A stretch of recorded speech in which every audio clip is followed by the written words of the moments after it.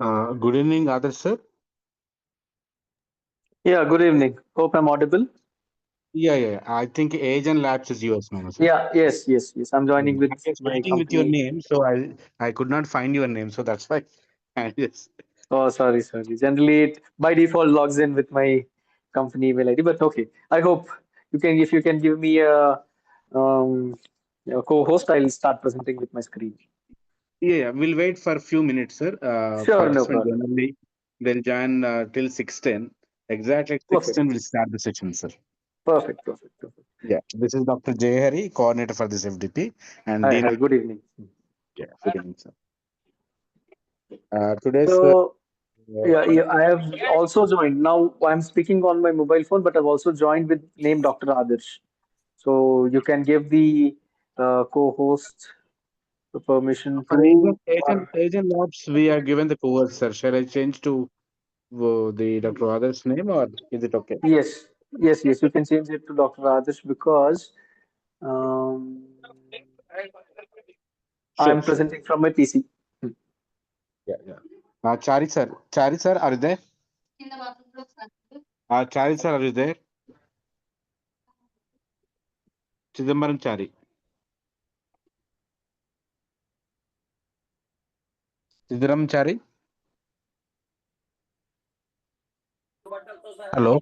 Sorry. Yeah, please give Dr. Adarsh instead of Asian Labs.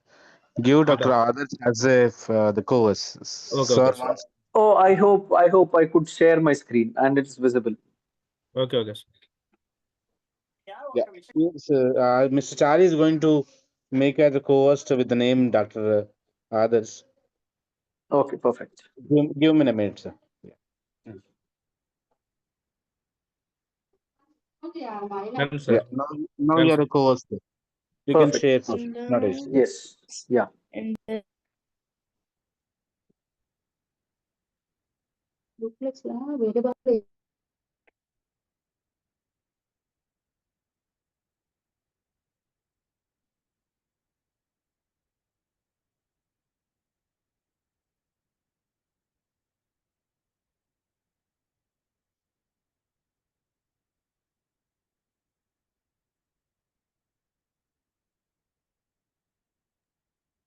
Kondalav sir, good evening, sir. Kondalav sir, good evening, sir. Are you there?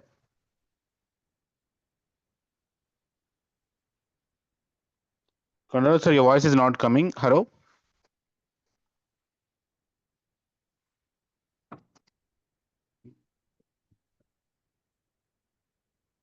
Kondalav sir, are you there?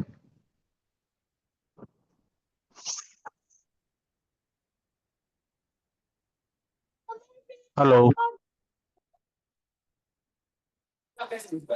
Hello, sir. Good evening, sir. Good evening, ma'am. Sir, I am calling to Kondal sir. Just a minute. You wait, please. Yeah.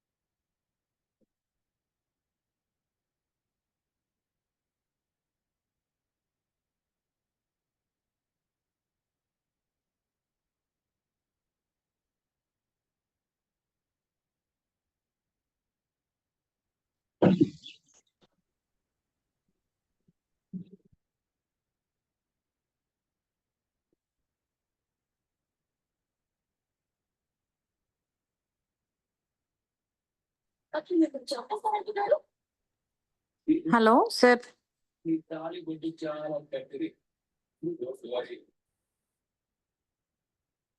Yes, Kalpana, ma'am. Hello, Sir, ma'am. it seems that he is having a problem from his side because he told that he is talking, but we are unable to hear his voice. Wait. Yeah. Just I told him to relog in again. Yeah, we'll wait, ma'am. Yeah, No yeah. problem.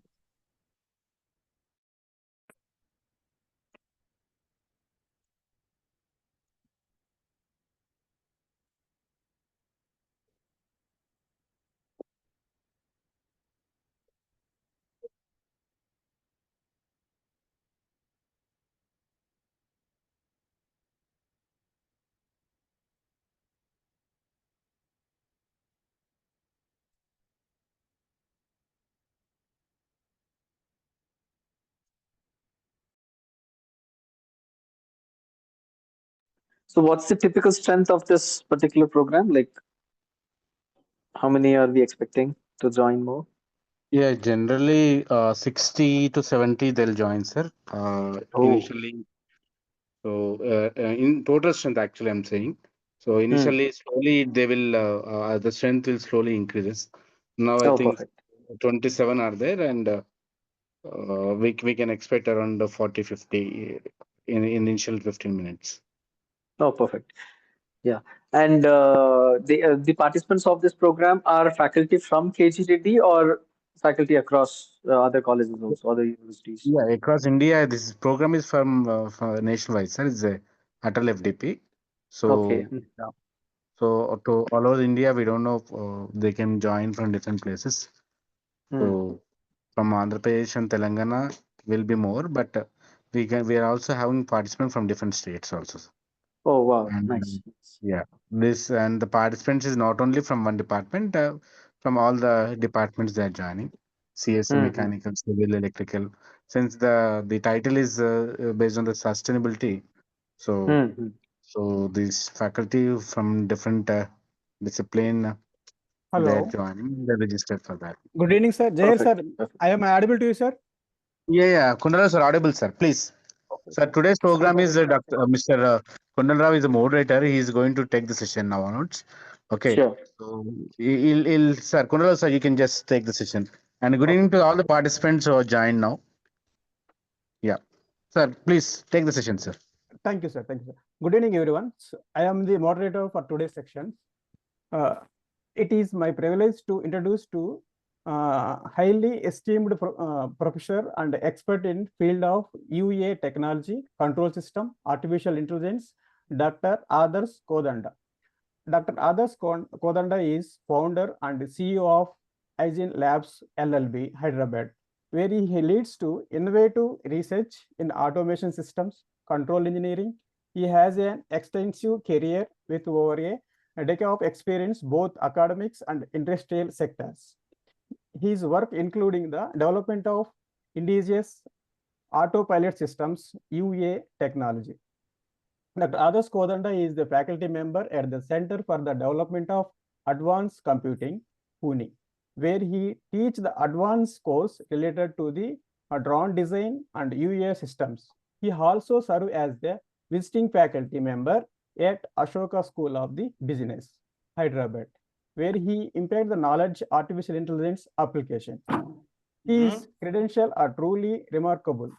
He holds the PhD in aerospace engineering from the Defense Institute of Advanced Technology, Pune, and has contributed significantly to field the multiple international publications. Dr. Adarsh Kodanda has also completed the postdoctoral fellowship IIT Hyderabad, and he has pivotal role in various organizations, including Aerosystem Private Limited and VTO Aviation Lab Private Limited. Please join me with welcoming Dr. Adarsh Kodanda to this presentation. We truly honor to have with us today. The section hand over to you, sir, Dr. Adarsh Kodandam, sir. Okay. Yeah. Thank you. Thanks for a good introduction. Yeah, sir has very clearly touched upon my previous, you can say, work experience and professional experience. I majorly I run my startup called Eigen Labs, which focuses on AI-based applications with drones and robots as platforms. So we are one of you can say, a part of a very big community of drones in India, which are solving some critical applications in surveillance, inspection of structural different structures, be it roads or bridges or even buildings. And we have done something for agriculture in terms of the precision agriculture using drones, where we had a little bit of analytic to make the spraying activity much more precise and optimized. And we were fortunate to get some defense projects for DRDO, where we had supplied drones of different capabilities, both from surveillance and even making them autonomous, being vision guided. So you can hope I'm audible. If somebody can confirm. Yes, sir, sir, you're audible. audible, sir. It's very clear. Perfect. So yeah, with that as our you can say primary activity with which I you can say spend my majority of the day. But I've been part of a lot of other projects across you can say disciplines, where we have been working on the restoration, we have been working on rejuvenation, something very specifically of people from Hyderabad might have come across something called as the Musi River Rejuvenation Program, where the Musi Riverfront Development Corporation Limited, MRDCL, where they want to, on the lines of the, I think there is a similar river in Han city of South Korea, where which had a similar. In fact, I hope every city has got one such river which passes through the city and being most polluted. It's not only the case with what we see in Hyderabad, India, cities in India, but also such are the scenarios across many cities across the globe. So yeah, the problem being we see that river as not a water body, but our extended sewage for domestic for diverting all those domestic sewages into it, and even rivers which are flowing through those industrial areas find it very convenient. The industries find it very convenient to dispose the harmful chemicals into the river, not only deteriorating the life the living scenario that happens under the lake or a river, but also adding a lot of discomfort in terms of pollution, smell, if you can see, and in fact, a lot of corrosion that happens to the bridges, the structures on top of that goes over these rivers. It really, in fact, I was quite surprised. Yeah, but at a disclaimer, I would say I'm not an expert in climate studies, or even I've not done much in environmental engineering, but I'll be speaking something like a discussion. I'd be very happy if somebody can add their. I hope you are been listening to these lectures on this topic for a couple of days now. I'd be very happy if somebody has got some real world scenarios, some get better ideas to discuss. I'll be very open for that.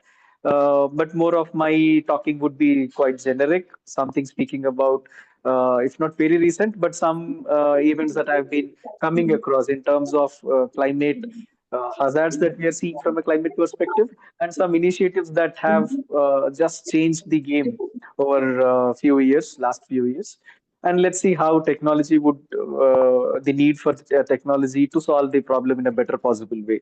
So yeah, more or less my I would like my session to be more interactive, because certainly I'm not very technically versed with the you can say the know-how of climate or even environmental studies. Yeah, so I would like to share at the outset our recent interaction for the GHMC. It's the Municipal Corporation of Hyderabad, Greater Hyderabad. So, where, as I said, a massive program on lines of the river in the Han city of South Korea. No, that the rejuvenation and beautification how that could impact the not only the ecology, but also the financial. You see how the economy of a particular city has changed with a rejuvenation or beautification of a river. Is what is trying to be replicated in Hyderabad over the Musi River, which was, you can say, very infamous even from my childhood. For the last 30 years, 25 odd years, we have been listening that Musi is not only listening but also witnessing on a daily basis of how polluted it is, how not so pleasant experience one gets by passing through that particular river. But yes, if we can not only beautify it, but also have some economy, have some economic activity built over it. There is something very big that the government has taken up, and possibly we'll see the results coming up.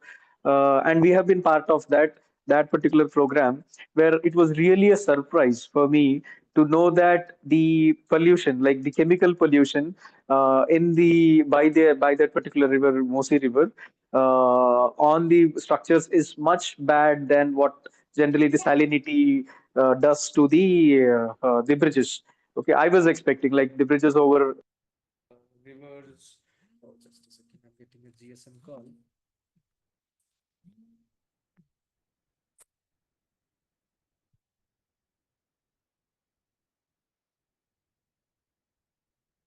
Yeah, hope I'm audible again. Was I was interrupted by a call over mobile?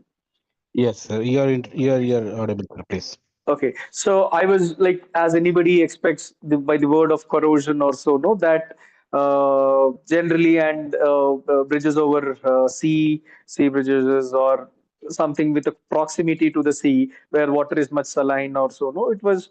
I was expecting the corrosion or the corrosion to be natural in such environments. We see that in, if not only in bridges, but also many concrete structures or such as buildings itself, or even metal structures are certainly bound to be exposed to that particular salinity and moisture in present in air. But it was a surprise to me that the damage is almost more than double, or in fact much higher than that, because of this the chemical pollutants inside mixed into the water. As something which is running in a river like Musi, there are many such. I hope that's what I don't hope, but I've come across such rivers across almost every city, which is quite polluted and running across the city. Yeah, it goes through the city and leaves not much pleasant experiences to people living around. Yeah, there could be. Yeah, this is one such use case that I've come across living in a city.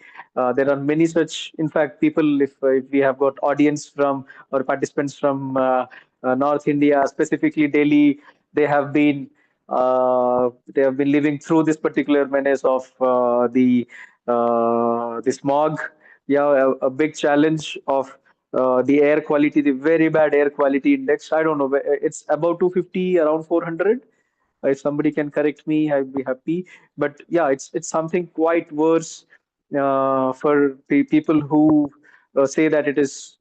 In fact, again, I've listened to come across such news where it's the scientific reports which says that the newborn babies are having their lung capacities reduced over year on year.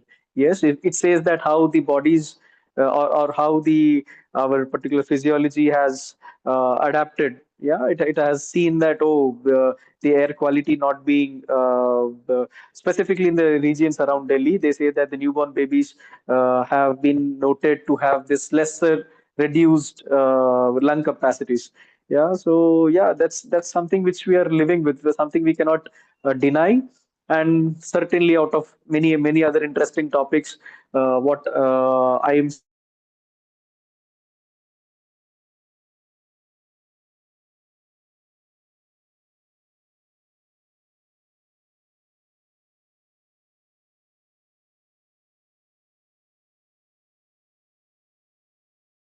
a state, there are some things which are happening as a practice across a nation, but there is something which are happening globally. Yeah, we keep hearing about global warming happening as a global phenomena. It's not just the polar regions seeing the wrath of it, but even we see come across those erratic patterns, climate patterns, and those effects happening across the globe. Yeah, across countries or continents which are not essentially polar. Yeah, so yeah, we are all witnessing different phenomena, something which we cannot deny.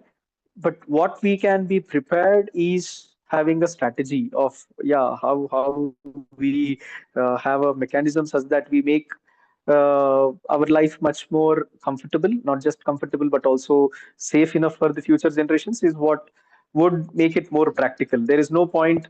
There have been, you see, those COP or a lot of, you see, Greta Thunberg also, people like that. Others, sir, So, sir, yes, sorry to yes. disturb you. Your slides are not coming, sir. It's only one slide, or you're showing the PPT? Yeah, I'm just speaking. Yeah, I'm speaking. Okay. Sorry, sir. Right. Please continue. Yeah. Just why? Because I was got a dot, but sorry, sir. Yeah, please. No, I'm sort of, it's a prologue. As I said, it will be more of interaction. I'll be speaking and getting to the content. Yeah. Okay. So, yeah, I'm still on my title slide. Let's see if it is changing. Yeah, it Please check is. It one, sir. is. Please check one. Yeah, We can yeah, see that. it Yeah, is. please. Yeah. It is changing. So, Okay. what we have been seeing is the patterns. Yeah, something that we cannot deny. While we as a global community has been discussing this problem at multiple avenues, at multiple you can say conferences, it's all happening. Nobody's like, we cannot deny that we are not talking, but certainly we have to go beyond those plans. We have to get into action. We need to get into implementation. That's where we, because you see, the climate change is also is not sudden. It's happening gradually. At the same time, if you want to correct it, or if you want to mitigate that particular problem, even that is not going to be sudden. You cannot suddenly change the entire global temperature to be changing by 1 degree all of a sudden. It is going to be a very gradual process. So we have to take those small baby steps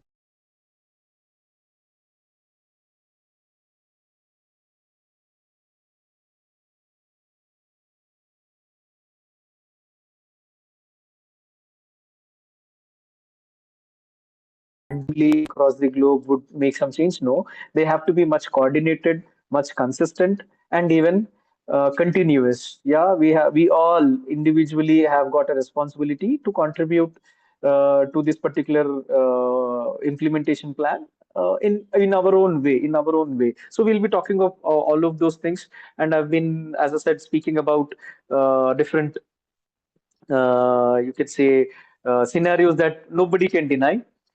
The question being how I can be more prepared, how I can be, you can say, taking steps such that I'm overcoming it. There is no point talking about it. Certainly, there is. We all need to be aware about it. But moving ahead, we should be taking some steps such that we are countering them. Yeah, and let this be the bottom line of what I want to say today through my session is the first step of solving a problem is identifying that there is a problem.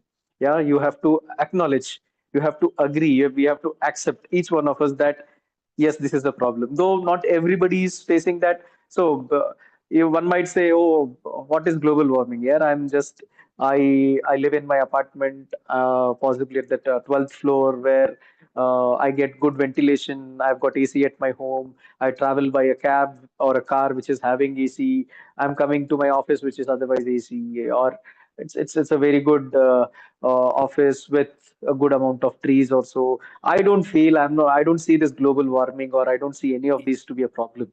Yeah, I can possibly not fail it, but unless I acknowledge it, I can say I understand the effects of it happening, if not to me, but to my localities around, to the cities around.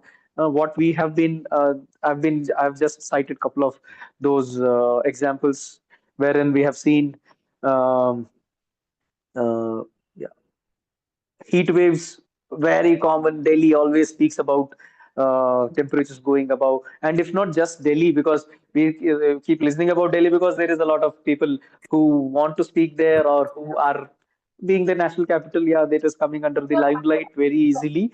But I believe there are some cities, something like Chandrapur in Maharashtra or our own Ramagundam in Telangana. Yeah, they record almost up to 48 or even 50 degrees, close to 50 degrees, the highest recording temperatures that they recorded. Absolutely not convenient. And I cannot deny that. Even sitting in an AC room, I cannot say that there is this is okay to anybody. Yeah. So the first step of solving a problem, any problem, individually, societally, or even as a human being of this entire world or the earth as a planet, you see, the first step of solving any problem is accepting that it is a problem. Yeah. So yeah, that's what I think a session like this or the program that we have been listening is all about, creating that awareness of understanding the challenges that one can face, the problems that this particular climate change is bringing or putting us is all that awareness or making us know how bad it could be. And my point, the next point I want to serve on is, okay, understanding it, talking about is not just what is going to solve it, but having being prepared of strategies or coming up of technology. We all like, if you oral faculty, you have the capability to generate that skills or capabilities amongst the students, upcoming students, to build those solutions. Yes. So yeah, something like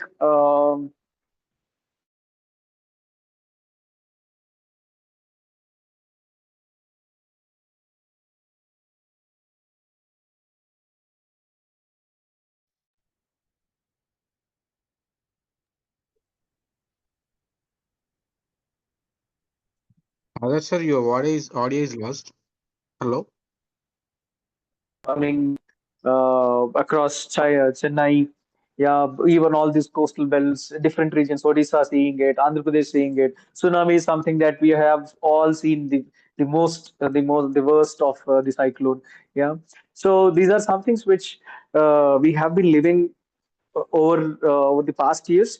But and in fact, if you see, as I've learned from, yeah, I'm not sure about this fact, but I believe or I've heard from somebody saying that Bombay is almost the South Bombay is much of built something on the reclaimed land. It was not that land was not originally a landmass, but yeah, see, given its primeness from a real estate perspective, much of the land was reclaimed from the sea. Yeah, that naturally puts, and in fact, a lot of other places also, which, given their topographical the nature or based on their geographical locations and all.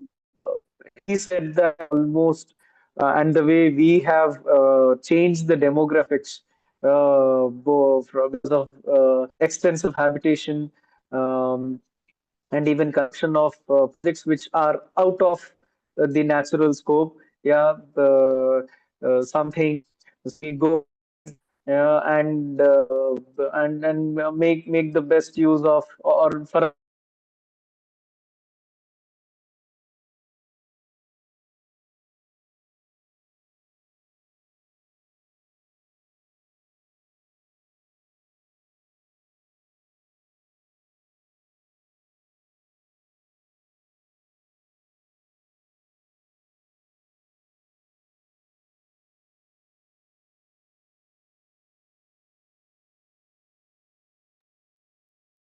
Hello, sir. Sir, can you hear me? Your audio is lost, sir. You're not audible. Hello.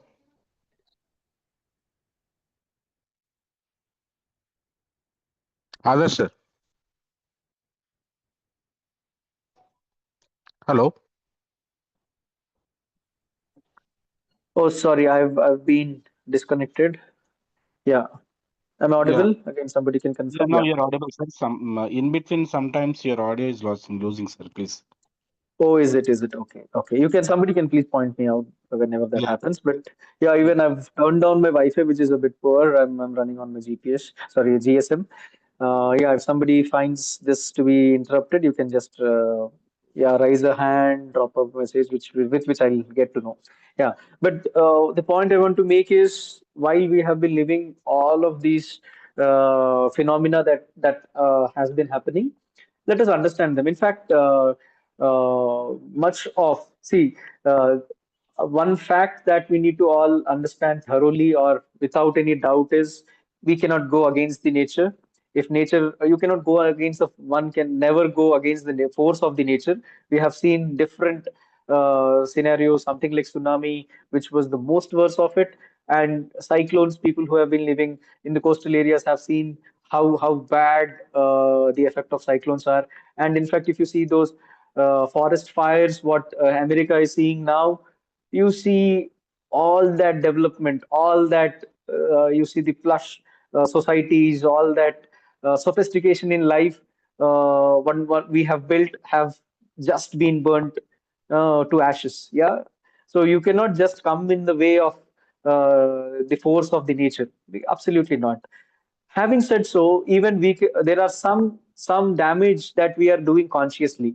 While we cannot deny the force of the nature, why we cannot overpower the force of nature, uh, uh, there is something that what we should know, we should also accept or agree is what the damage that we are doing man-made or intentionally.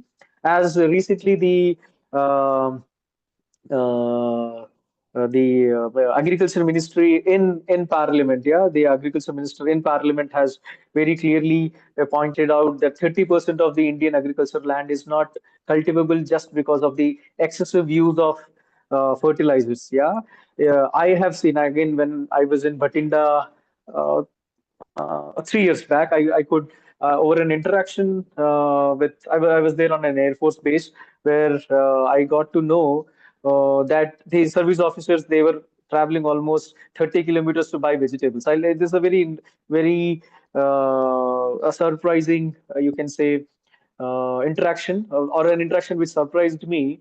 The one something that I want to share with you that they said, "Oh, we have to go for buying for vegetables 30 kilometers away." I said, "Why? What is that reason that makes you?" Because Air Force stations, they have got their own market. Um, where possibly they get best of all sorts of you see groceries or vegetables or so. But what makes you go 30 kilometers to buy vegetables? What I got to know, or which more than surprised me but shocked, is the vegetables that they buy locally or from the villages around are not safe. I said, how come those vegetables have become not safe? Is the fact that if somebody can confirm, I would be very happy if somebody can add some information to what I'm saying, or some of the facts that they have also gone through, that there is at least one cancer patient in each family in that village around, or many regions around Punjab and Haryana, because in the name of green revolution and those areas, Punjab having abundant water, almost Punjab is named after the having 5 rivers. Yeah, so they have abundant water. Good water is good agriculture, no doubt about it. But in the name of green revolution, what we have achieved is also commendable.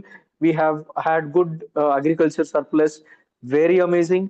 But in that process, what we have aggressively done the chemical usage.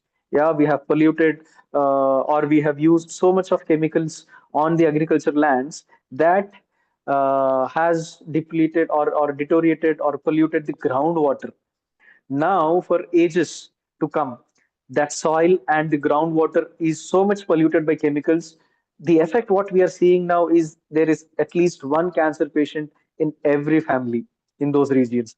To an extent that these people traveling for treatments to there is some charitable hospital in Rajasthan, in Sri Ganganagar or so, and people traveling to that charitable hospital from Punjab to Rajasthan by the train that they normally take is named as Cancer Express. Yeah, so that says how frequent or how what's the proportion of travelers by that train are cancer patients, and or how common this particular disease has got in those regions just because of excessive chemical usages. Yeah, this is something we had. This is not nature doing anything.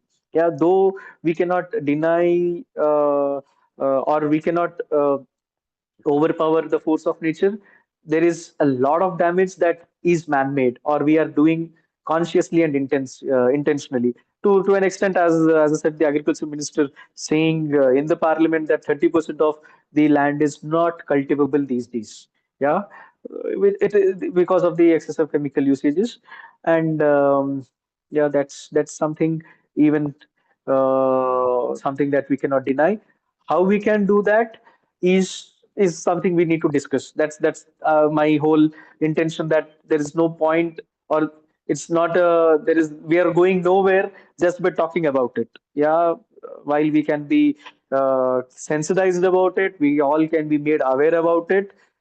The story doesn't end there. It should be continuing with the actions or steps to be taken that we overcome. Yeah, yeah, a lot of more stats that yeah, we all keep coming across different news or a lot of other avenues day in day out. Something like the fires that are happening in US, to the floods that have happened in Wayanad, to the Vijayawada, or the if you see this the pollution, the air pollution, the air quality index falling much below what is bearable, what is tolerable by an average human being in Delhi. Yeah, very bad situation. Um, yeah, so these are some things that we all come across and cannot be denying. So now, in addition to what people have been doing globally, what people have been doing across nation, what people have been talking in states, yeah, in each of the state governments, what city corporations, municipal corporations have been taking up different programs. There is a huge responsibility. See, all of these need a lot of, you can say, planning. As this is something like a policy. Yeah, you see how successful or how, as a notion, the Swachh Bharat Abhiyan has embedded it within ourselves. Yeah, the Abhiyan, it's a mission. Yeah, it's something which entire nation has stood up to. Yeah, so similarly, but the problem of that programs or the issue with those programs, it needs a lot of consistency. It needs a lot of you can say political will to the will of the state and state central governments, and also it involves a lot of funds.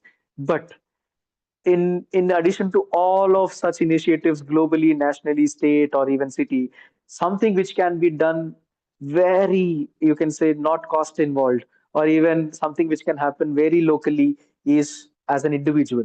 Yeah, there is a lot happening. Yeah, we all come across a lot of such programs being taken up by the government. There could be many such keep coming. Even with them or in addition to them, what is needed is our contribution as an individual at every level. Yeah, and yeah, there are a lot of, if not we as an individuals, as I said, what we have been globally also, we have been talking about this net zero, no, like, yeah, we are not you see there are our appliances, something like ACs, fridges. To what extent are we using them in our daily livelihood?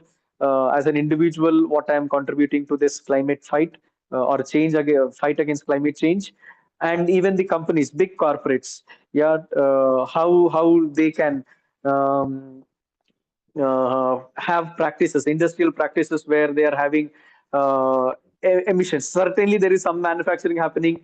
There is some sort of pollution going to happen. But how are they going to be net zero? Is they compensating it with something, as I said, plantations, or even their designs to be. There is something what Indian government also does. The MSME, there is a lot of incentives for MSME companies if they are ZED. It is zero effect, it is zero defect. So zero defect is like, certainly every product has to be as much less defective as possible.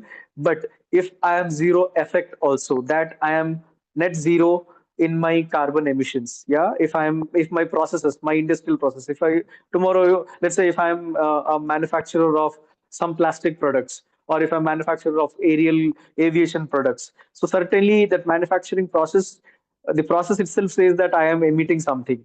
But what are, as my processes, how am I optimizing them, or how is my company ensuring that my net carbon emissions are zero? So there are huge incentives that government has given to these industries to promote these such practices at industry level. There are some things which happen at you can say the public use levels. Yeah, so something like having zones. Yeah, zones where you can be something identifying something like as this the economic zones or industrial zones where such activities are localized. Yeah, so what government is doing is its own role. I can say there is much bigger role uh, to be played by each individual, being a citizen in general, and also being an employee, yeah, as part of a designer or a manufacturer or even an engineer, yeah, in specific. So we are all citizens in general, but we are professionals in specific. So in our own professional life, be it as a businessman running of a company, a facility, or an engineer who is working for a technology, for a device, for a software, how I can be having this particular notion to make it net zero. Yeah, so that is certainly going to help us in a very long term, because as I said, as the damage was gradual, even the reconstruction is going to be much more gradual, much more slow. And unless, but if you see, the damage is very coordinated. We are all collectively making the damage. All across globe are collectively making damage very consistently. But the reconstruction or the correction is not so coordinated or so consistent. Yeah, so it takes a lot from us to keep up the spirit in fighting. Yeah, specifically in the Indian context, what we have been seeing directly, yeah, what is affecting us is the agriculture. What we cannot deny, at least you see those urban spaces, agriculture has, if you see, almost wiped out of the urban spaces. It is very rare to find any agricultural activity happening between those corporate areas or even urban living areas, something like housing societies or so. To an extent that if you see, Bangalore very recently has run out of groundwater. Yeah, the lakes either dried up or polluted beyond repair. Yes, the lakes which were sort of sources for groundwater, they could be, you see, cities like Bangalore, Hyderabad, or even any tier one city, something like Bombay, Delhi, Chennai. If you see, there are high rise apartments which house almost, let's say, 20, 30, 40, 50, 50 floors, having thousands of families. Yes, how does water come to cater for so many people is through groundwater. There is no municipal water sufficient to supply almost. It is like a village sitting in one building. Yeah, village living in one building itself. So it is much coming from the groundwater. And if I once this agriculture has been wiped out, and even a lot of greenery, green cover being cut for the urban development, both commercial, corporate, and civil, something like for the domestication in terms of living housing societies. Slowly, the groundwater has depleted because the holding capacity or something to percolate, to help the water percolate to the deeper layers of soil has been lost. That we have run out of groundwater. And as the and not only in urban spaces but in general, agriculture is the worst affected, wherein there are a lot of villages across India which almost get zero rainfall. Yeah, they get in entire year they get hardly 1 or 2 days. There are a lot of regions in Marathwada, Maharashtra, at least in the year 2016 or 17, we had seen back to back 3 years of drought where water was supplied through trains. How sad is that? Yeah, has anybody imagined that we need trains to transport water to villages such that people drink? Worst was it's not only people but also these livestock. There were all these bulls, cows, buffaloes, all of them dry. Yeah, they have become so thin to their bones that well, they were not being water fed. So there were. It was really sad to see the picture where train waters were transported from other regions using trains. How sad is that?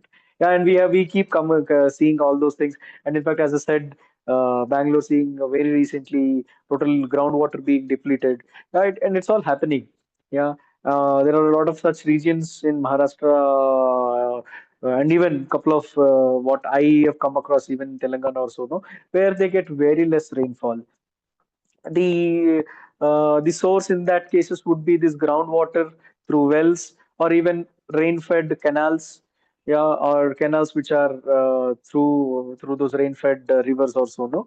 So it is up to us to retain them, yeah, make the best possible ecosystem around such that those dams are well operated, those water channels are intact, yeah, to ensure that there is sufficient water at least for the agriculture. And that's where all the life, you can say, this the cycle of life would be starting and continuing. Yeah. In addition to these waters in specific, we have seen erratic climate patterns. Yeah, there are a lot of farmers who are missing the prices. Yeah, good crop prices just because they could not harvest in the week. Yeah, if they in the harvest week, when they are planning, also compounded by scarcity of labor, when they miss harvesting, let's say by a day or two, and suddenly they have been like we have all have witnessed sudden rainfalls, not only in monsoon, but obviously monsoon is expected to be having rainfall. They are well prepared for that. But having rainfall in middle of other season, something in summer or winter, no, has caused a lot of damage to those farmers, and we are all living in that. Yes, what is happening is not only the agriculture community being depressed, but also the cost of the agriculture produce increasing rapidly. Yeah, water sources I have listed, and even the coastal. You see, the entire livelihoods have flourished across the coasts. Yeah, big. You see, civilizations have flourished through the coasts. Yeah, India, like if you see any country was discovered obviously from a coast, and there was a lot of thriving business that happens through the coast. But recently, what we have done with you can say urbanization is very frequently flooding, even with because you have reclaimed water cannot you cannot go if you have built something above the water level, it is not going back. Yeah, it is something which is going to be accumulated within the region what Bombay sees it. Yeah, there has been a lot of management programs, flood management systems that have come over the past years, but still it's a very common scenario when every year we see the effect of floods in Bombay and many more places. Yeah, in fact, this time even our city in Andhra Pradesh has also seen a very bad flood in a city called Vijayawada, and many more like that. Now, as I said, there is no point just discussing. Certainly, there is a lot that we need to be aware, but there is a lot to be done beyond what should be beyond knowing that in terms of action what we take. So, how do I there are some actions that we cannot control, something like the energy needed for our urban requirements, yeah, both living and even industrial. So if where is that power coming? Can we all imagine if there is a power breakdown for let's say 3 days continuously, we are all sort of we are all gone crazy. Yes, we we suddenly lose purpose of living. Of if you see you're not connected over mobile phones. Yeah, if can you imagine not checking your mobile phone, not talking to somebody over a phone, not working on your laptop, not using, let's say, an fan, AC, light for a, let's say, a 3 day period. It's absolutely not imaginable. Certainly, we all can live, but nobody is comfortable imagining that particular situation. All that is possible because we are getting almost uninterrupted power supply. Yeah. So while I know that I need that power supply, I'm not at all bothered where it is coming from. Yeah, majority of that is coming from the thermal power stations. Yeah, burning a lot of this coal, the non-renewable source of majority of power. Yeah, from coal, a little bit of what we could commission in Kudankulam or so, no, the nuclear power plants. Um, but if I can top up my power generation with something which is renewable, why not? Because rupee saved is rupee earned. As simple as that, isn't it? If I'm saving 1 rupee, it is staying in my pocket, which I can use it later, which possibly I need to might have been earned. I only I can a rupee can enter my pocket when I am earning it. But if I save it, it is staying for my future use. So similarly, sort of megawatt or energy saved is energy generated. So one such initiative and one each of that power resources. In fact, I think you might have had a session on renewable energy sources, thermal, sorry, this solar, wind, and many other non-conventional or renewable source of energies. You might have already have a session, or you would be having each of them have got their own limitations. Something which is quite universal, what is there across the globe, across all the regions, is sun, isn't it? The solar power, and there is happening a very big, massive program that is happening across the globe, across India, and majority of what happens in domestic regions is people who do it for subsidy. Yeah, I'm interested in doing it only when I'm getting a subsidy, but we have to go beyond that. If I can, in addition to this solar power generation units, if I'm making green buildings, yes, I can be um reducing my energy requirements as good as if I'm running if my building is cool enough that I'm reducing the use of my AC. I'm certainly using less power. I'm certainly uh, uh, burning less coal for that. I am solving the problem of this particular climate change, which is damaging rapidly but being controlled slowly. Yeah, many such programs. In fact, Indore, I believe, has year on year winning this particular the Clean City Award. Every year, it wins, keep winning the being the cleanest city. In addition to that, what the initiative that they have planned for keeping their lakes, yeah, much more protected is what they are helping themselves in making it not only clean but also a green city. Yeah, many such programs. Yeah, in fact, all these states which are close proximity to the river, sorry, the sea, Gujarat, Maharashtra, Kerala, Andhra, Odisha, Tamil Nadu, all those cities need a very big, you can say, consolidated comprehensive programs for flood management, which is certainly again a lot of damage to manpower, humans and property. Government releases a lot of relief package, isn't it? If I can protect ourselves from that, I am saving that public money, and it is our money, isn't it? Government gives so much package for relief. It is public money. We are all spending in that. If I can have a good management system, what good water drainage system, or even flood management system, our money is being saved, isn't it? So that calls for, and in that process, I am. If what we have seen in Joshimath, what we are seeing in Wayanad, there is a lot of damage to property. I am saving a lot of money just by taking those simple conservative steps. Yeah, and as I said about the green buildings, if I can make a building such that I have good green cover. I'm having this rooms which are less. IIT Hyderabad, the campus, if you see, constructed by the design by a very famous architect called Benninger, Dr. Benninger. It was really nice to see.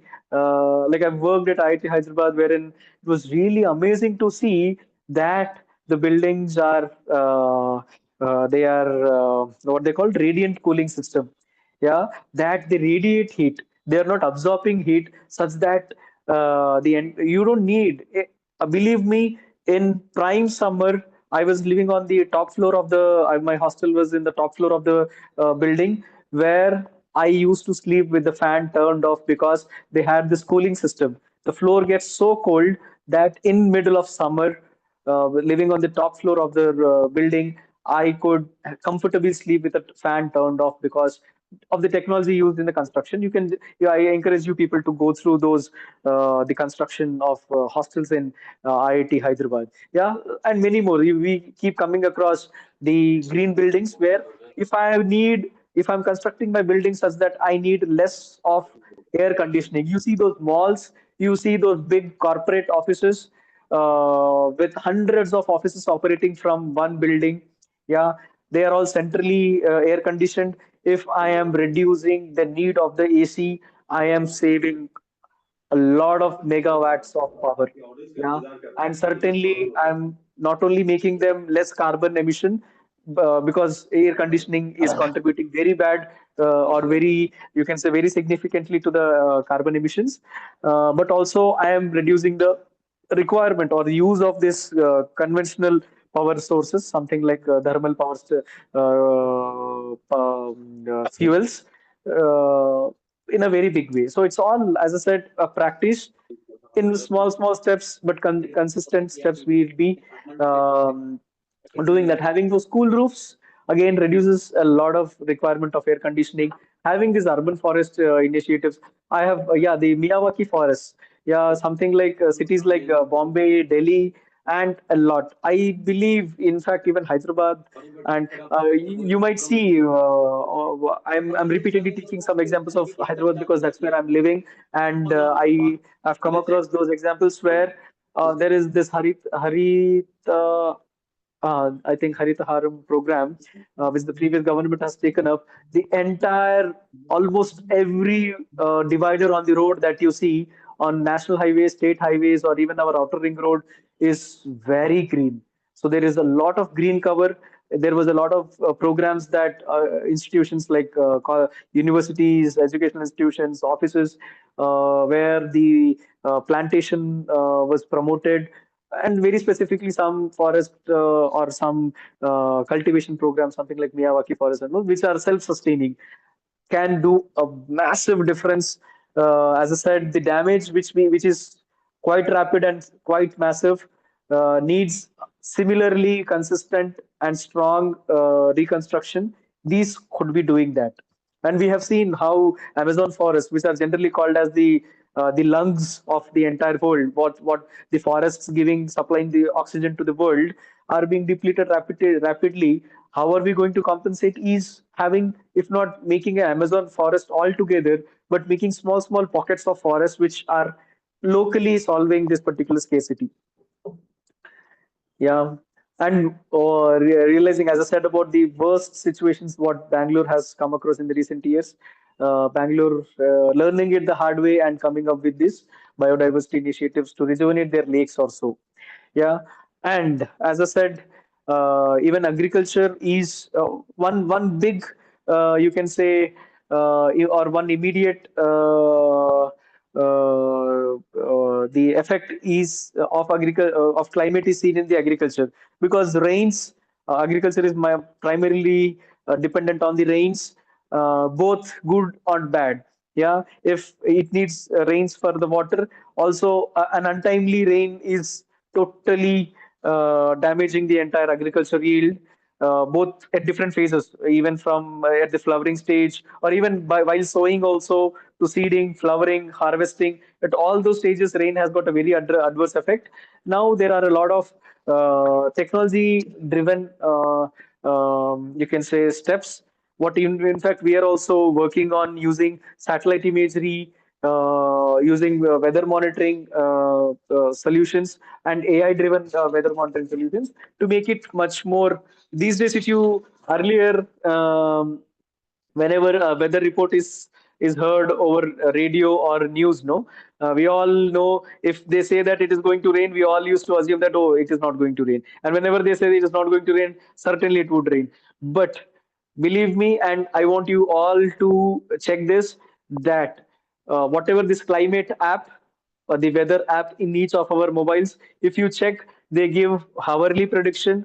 And I, as an aerospace engineer, where we are flying drones, we check those weather parameters of how whether it is going to rain or what is the wind condition.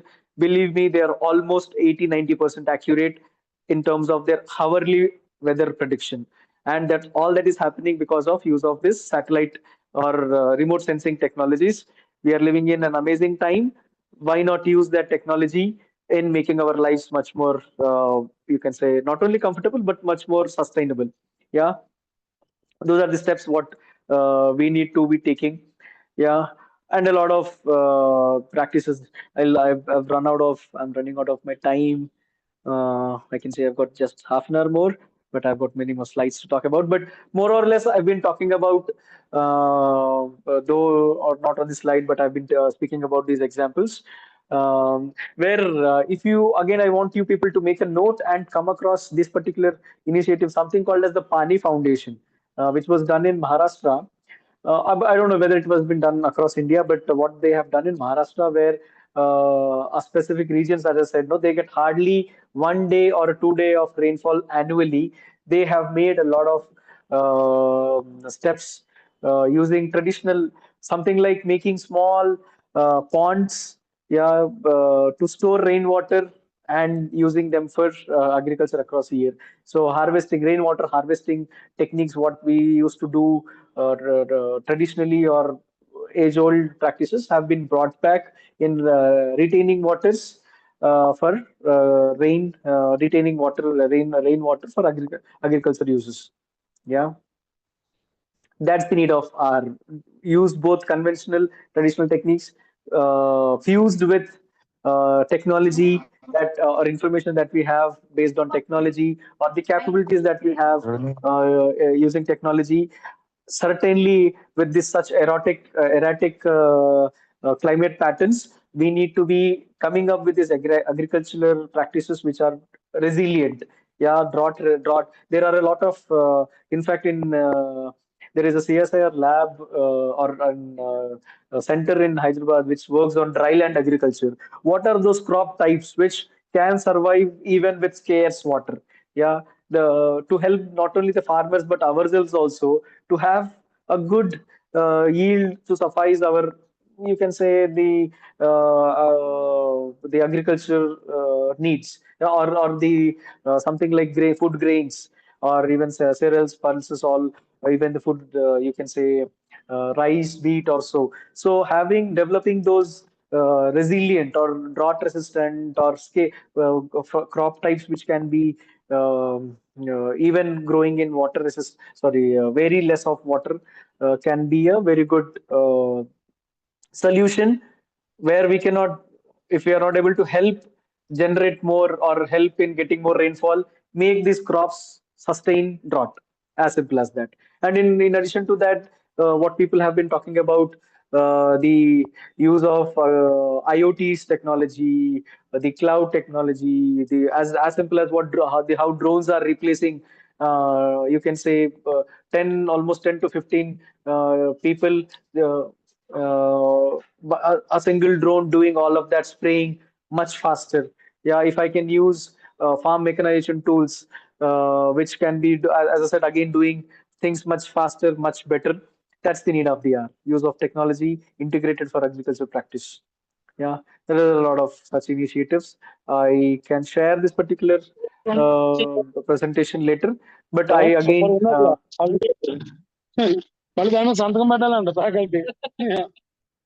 Yeah, I hope you can mute.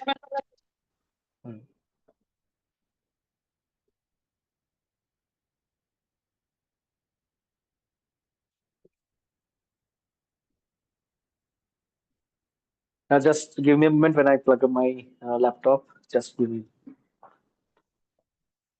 Yes, sir.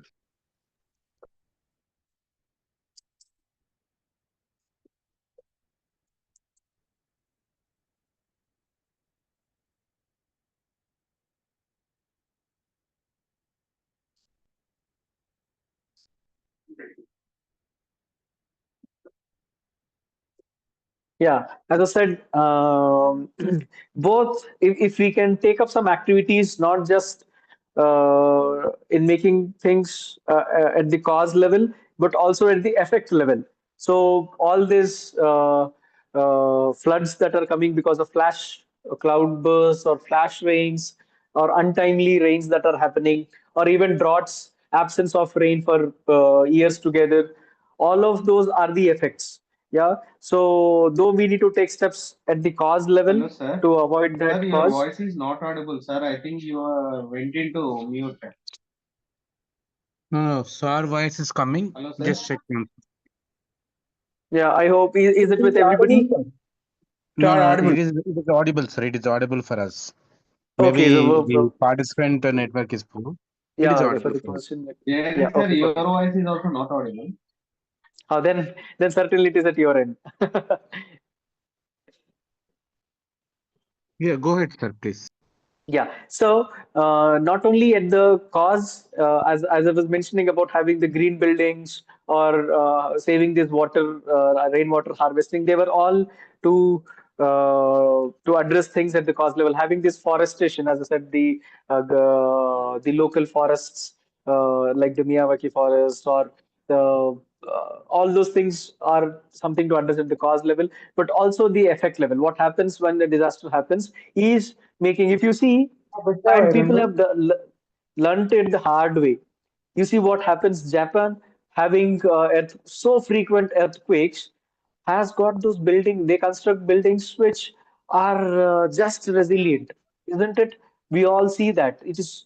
They cannot come against the nature to stop the earthquake. But what they have done is they have made those buildings which are less disaster, like they are resilient to that particular earthquakes. And in fact, if you see the North India these days, we are almost every month, once in a month, we are listening that there is a low Richter scale. We are very happy that there is no casualty or buildings falling off, but there are frequent Richter scale earthquakes that are happening in Joshimath and all. In Himachal Pradesh, Uttarakhand, we have seen landmass separating. There are a lot of landslides that are happening. So while we cannot, because that is something which the way the geology is behaving, something happening in the tectonic plates under the ground, what we can do to overcome that, things which are come up with activities such that we are prepared or even the damage is less. We have seen a lot of places where once in a flood, the entire building gets washed away. And certainly in an earthquake or a landslide, the entire building is just falling into ashes.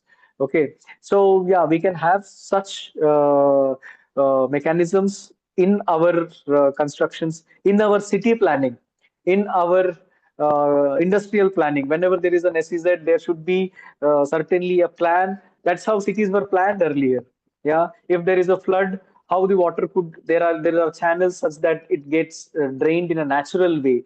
Yeah, there are surveys which says, certainly tells the elevation map of the entire city, which could be used to for construction or planning the entire city, such that the effect of floods, if I cannot avoid flood, I should be knowing if I can make the damage as less as possible. So that's what can help us, because less damage is certainly helping me in being more, I can say, viable, because obviously the damage, not only personally but also to the government, leads a lot of financial damage too.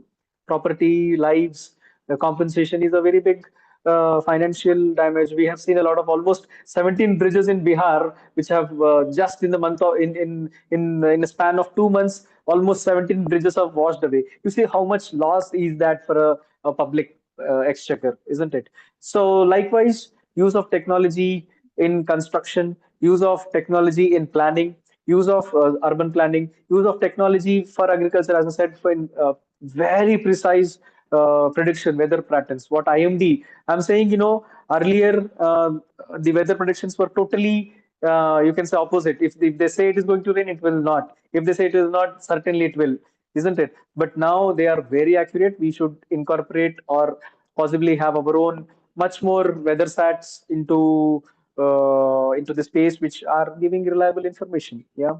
And as I said, more than anything, a community initiative. It should all, we all coming together, both individually and as a society, to make this change much effective. Yeah. And in addition to that, as I said, the use of different sources of energy is, because we are not realizing, but there is huge. We are just happy that my electricity bill is. I very well. I've come across this particular meme, no, or there is a comedy scene in one of our Telugu movies that, oh, the petrol prices are increasing, but one guy says that, oh, it's so bad that the petrol prices are increasing, the fuel prices are increasing.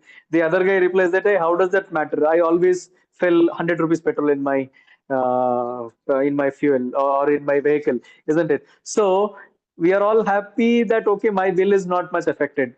But certainly when the prices are increasing, that the other guy did not realize that he's getting less fuel per that 100 rupees. But if you see at a global level or even at a national level, slowly there is a big impact that is happening. We are all paying more rupees to get the same amount of energy, and that particular source is depleting very rapidly. What we are getting now, possibly tomorrow we'll have a lot of money to get the same amount of power, but the source is not there. The natural resource is not there. We cannot burn all those rupees to generate the same amount of electricity, isn't it? So certainly there is a big need of the hour where we start complementing. We cannot replace as of now, no doubt about it. I cannot replace thermal power energy with solar energy right away. But certainly, if I can complement it, if 10% of my energy needs are coming from non-conventional or something like renewable energy sources, certainly as I said, a rupee saved is rupee earned, a megawatt or the watt saved is a watt earned. So we should take all those green energy initiatives. Again, not just in the source, but also the way we use, the way we use those. We all, again, we say 3-star. If you see the 3-star AC or a 3-star fridge is almost half the price of a 5-star AC or a 5-star fridge. It is saving much price while I am buying initially. Like, the initial cost is very less. But if you see what a 5-star AC or a fridge has got very less energy consumption because it is more efficient. Yeah, when I'm doing that, my running cost is reducing drastically. Yeah, so that's how over a long run I am saving more what I might have saved just by buying a 3-star AC or a fridge initially, isn't it? We have to realize that. And yeah, a salesman in the let's say an electronic shop, he wants to sell based on your budget. He says, "What's your budget?" He's happy pushing that 3-star AC or a 3-star fridge to you. But it is for us to understand that, oh, though I'm saving possibly some 10,000, 5,000 in buying a 3-star, now I am possibly spending much more than that in terms of energy that I am going to use it. You see, fridge works almost 24/7, isn't it? Fridge in our houses is running 24/7. If I am going to consume less power using a 5-star fridge, I am saving a lot over years on years. As simple as that. In many more other appliances, we could be doing that.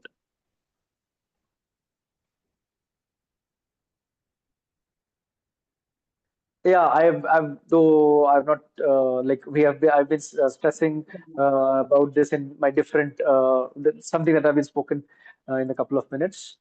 Just rushing over my slides.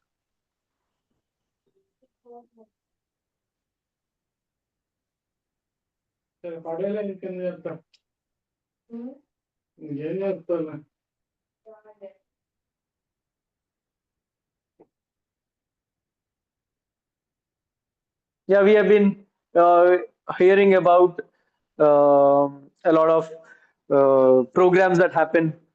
They call COP also, which happens globally. The climate summits that happen.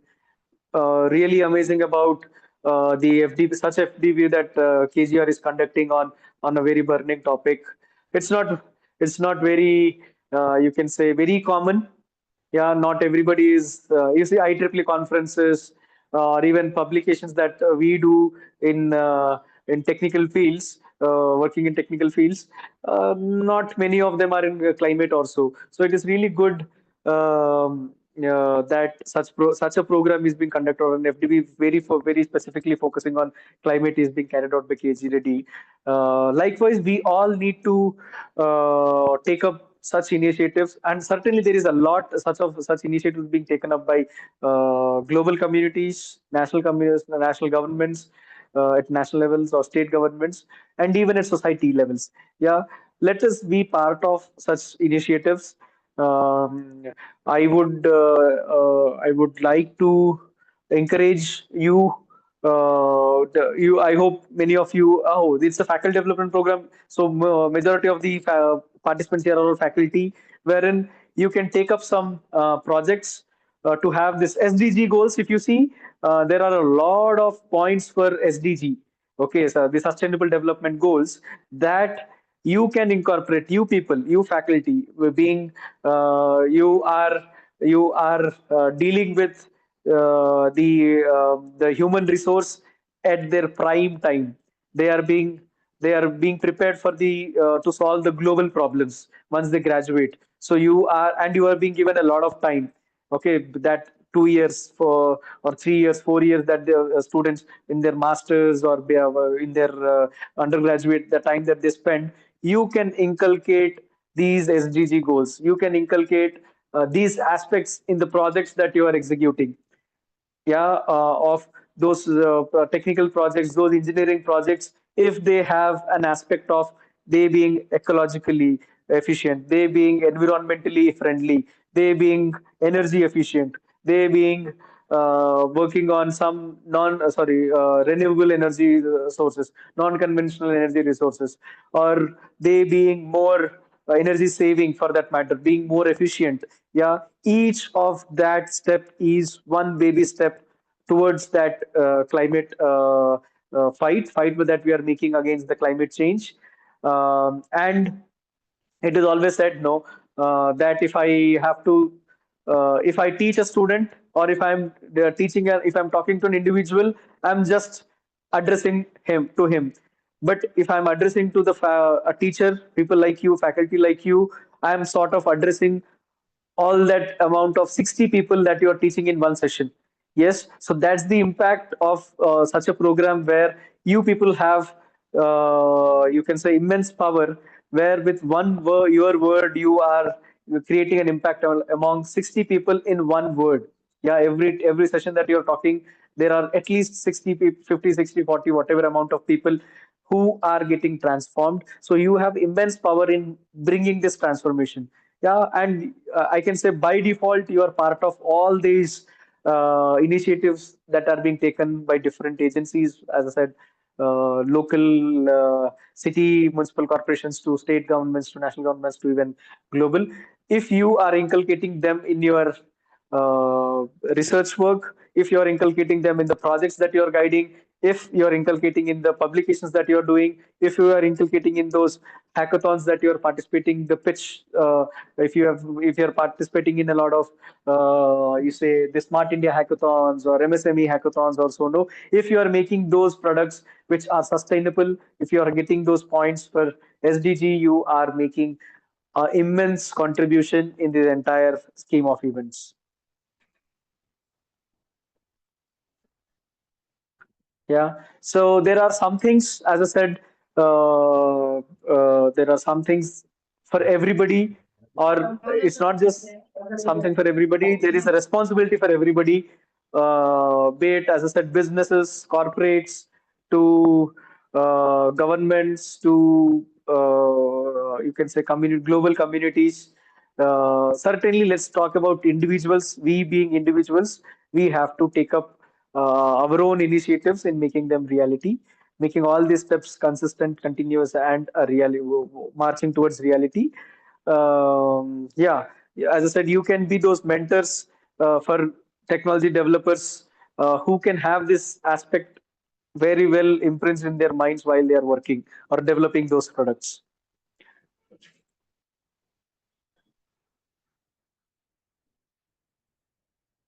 Yeah, that's pretty much that I wanted to speak about. Yeah, wherein as I said, each one of us has got something to contribute. Let's identify those portals. I would be very happy if because we do some things using technology to help agriculture becoming more reliable, more efficient, more sustainable using technology. I'd be very happy to do even for other sectors of life. I'd be very happy to collaborate from any one of you, and I am open for a couple of questions if somebody has regarding our work or in general that you want to understand.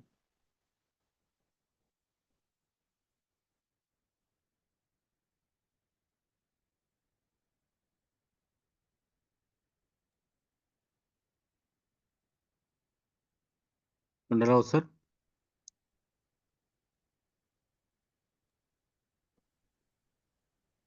Dear participants, if you have any queries regarding this topic, feel free ask, mute yourself and ask the questions. Yeah, let me check the participants now, which are, oh my God, 68.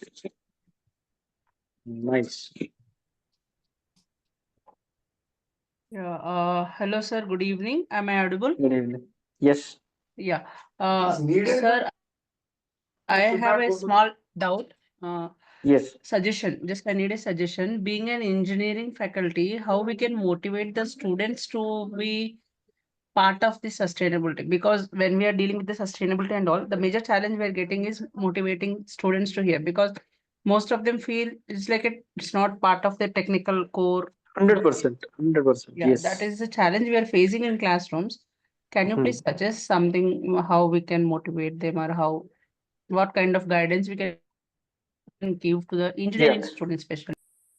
Yes, ma'am. So, what like the approach that one can take is if you are guiding them for their student projects, their final year projects or so, or if you are being as a mentor to their some project presentation or proposals, no, for different competitions, national level competitions also. So in that, certainly there are points for SDG, Sustainable Development Goals, SDG, if you can look out. There are direct pointers for that. In addition to that, none of them are serious. None of us are serious. At least in technical fields, I was not at all serious when there was a subject on environmental studies in my BTech. It was like a subject where I can do other assignments of other subjects. Yeah, it was. It sounded very trivial for me to follow that particular course in that lecture. Yeah, it was a time pass sort of a thing for us, but you can say the same thing by stressing upon the importance of it. You can say how that particular technology. If you see the climate, the prediction, how the weather prediction has helped the coastal villages in Odisha, no, to be the way they evacuate to reduce the damage. I have come across. I'm not remembering exactly, but the way lakhs of people have been displaced and even lost life in tsunami. Now that number very thankfully has come down below 10 at every cyclone, that the cyclone or even those floods that happen in the coastal regions, just because of a technology that we use on remote sensing, yeah, or even weather monitoring, satellite imagery and all. Likewise, you can in your teaching discourse, you can very well relate what is that. Something like if you are speaking about communication systems, how satellite communication is very critically can be used for alerting farmers or the people living in low-lying areas to be prepared against floods such that they can reduce the damage. You can speak about if you are teaching something in mechanical engineering, how those machinery, the farm mechanization tools or so are helping things to make much more, I can say, efficient. If you're teaching electrical systems in power systems or power electronics, how these equipment can be more energy efficient, how can they be, you can say, harnessing the natural sources of energy. So you can add this aspect in your discourse to create an impact. So a student can feel the importance of whatever you're teaching in terms of the impact they would create with the product that can be created with this using this particular technology.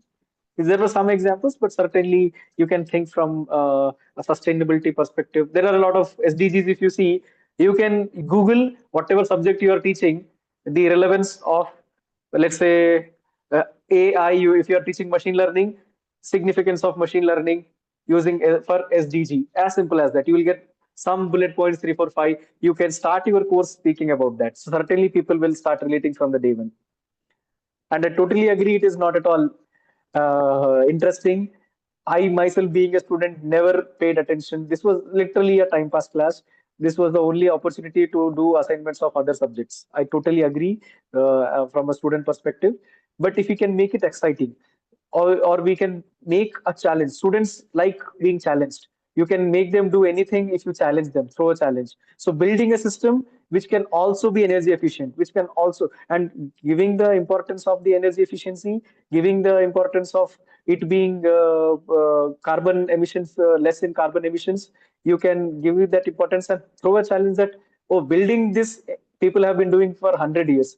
Now the need of the hour is the need of the hour being making it carbon efficient, carbon emission reduced or energy efficient. You have to make this as a challenge, as a you can say, as the game changer or the uniqueness in that particular product. If you throw a challenge, certainly they'll take it as a challenge and do it with that seriousness. Yeah, thank you, sir. Dear participants, any queries, any questions? Hello, sir. Good evening. Good evening, ma'am. Yeah, myself Kalpana. Actually, sir, suppose for example, if you take technically our side, we have mechanical engineering. SAE is a professional chapter is there for students and faculty. Yes, ma'am. Like the Society of Automotive Engineers. If it is CESC, CSI, like that. For the sustainability related concepts, do we have any professional chapters are available, sir? Worldwide, internationally or nationally? Certainly, ma'am, there are a lot. I don't know. I can, in fact, you have my contact, wherein uh, I can share some of them. There are a lot of people that have met, interacted. I can share their contacts who keep conducting such programs Yeah. on SDGs and even climate. There is, in Mm. fact, almost every university having generally the civil engineering departments who have, or even the mechanical engineering or faculty who teach on environmental studies. Yeah. So they keep conducting these conferences, seminars, and even programs on SDGs and climate. So I can whenever I come across in future, I'll do that, and I can get you people in touch with them, or people who have I met in the past. I can get them in touch with you. Sure, sure. Thank you, sir. Thank you. Yeah, I can leave my contact. Just give me a moment.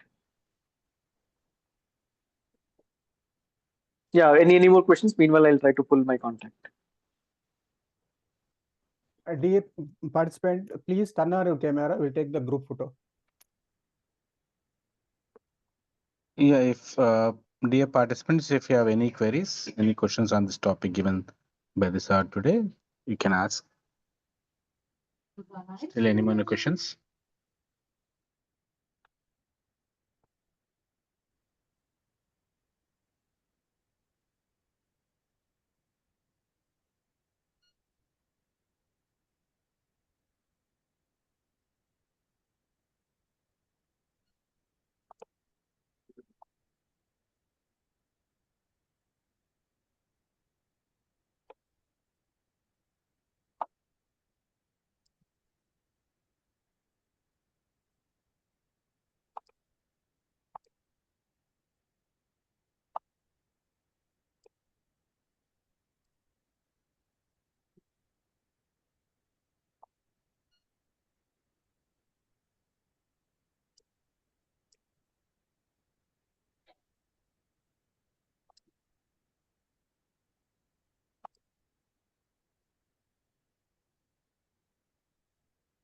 Okay, thank you.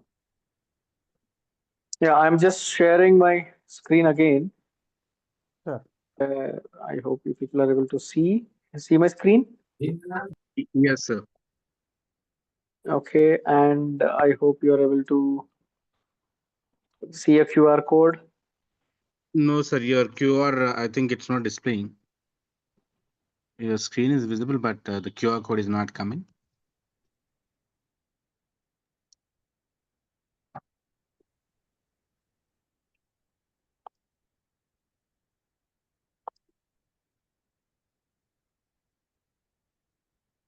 Now, It's loading. Double.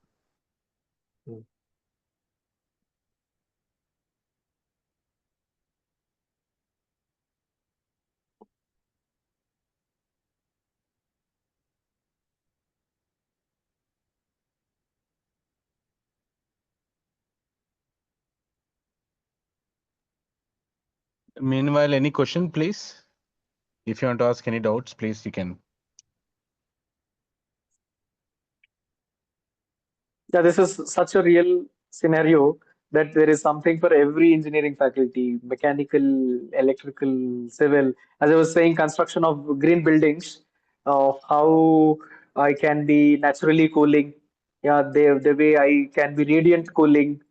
Yeah, there's a lot for almost everybody to contribute, and you people being at the heart of engineering. Yeah, and you have got all the resources to develop those. You can say industry does not have patience. Yeah, we are quite. At least we are expected to be as readily deployable as possible. But you people being in research, you can take all the time in coming up with those technologies which are much sustainable. Yeah. Sir, My I screen have is yes, ma'am, one please. question. Sir, can you please provide us any problem statement to us related to this sustainability so that we can collaborate academia and industry to work on that? So students also will get some focus on 100%, sustainability. ma'am. 100%. Yeah. I keep getting them from different, you can say, agencies. I will be very happy to divert to them. I hope my screen is visible. Yes, sir. Yes, sir. No, it's Yeah. visible. So So this we is are my QR. You people can scan where you'll get my mobile number, email, and all. Even my LinkedIn page where I encourage people to connect and where we can take up some such activities in future. I'll be very happy to give some problem statements which have this climate or even SDG goals from an SDG perspective. Yes. yes, sir. Sure, sir. This is Samyukta. So I hope you have my number. So I'll Oh connect with you yes, personally, sir. yes, ma'am. Yes. Sure. Yes, sir. Thank you. So, dear Yeah. participants, if you have any questions, you can ask.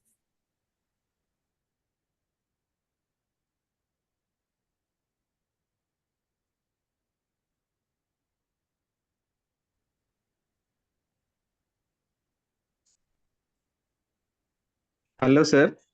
Yes.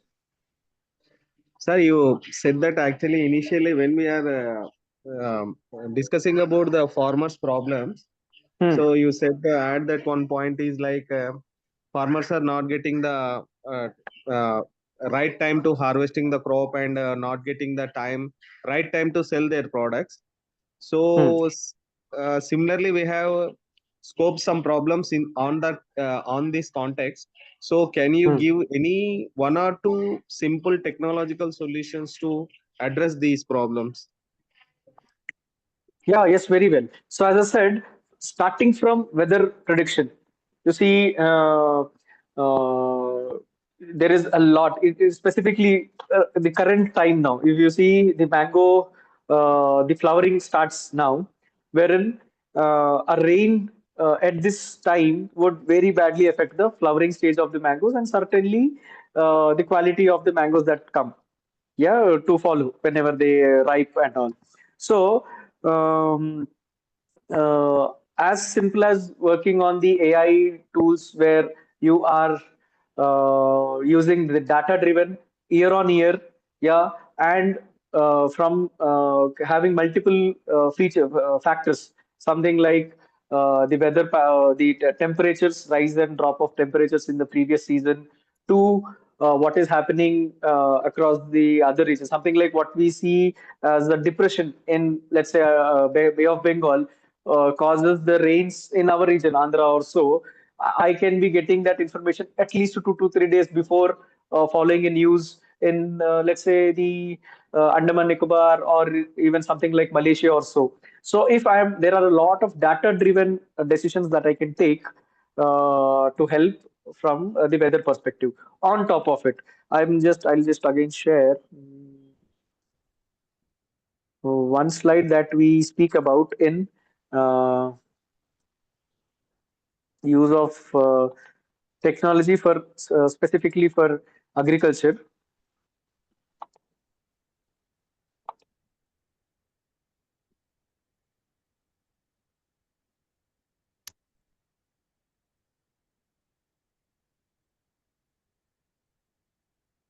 Yeah, okay, it is taking little time.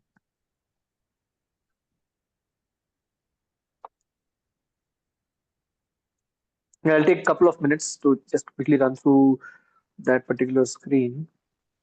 Okay, sir. Okay, sir. Yeah, I hope we have it.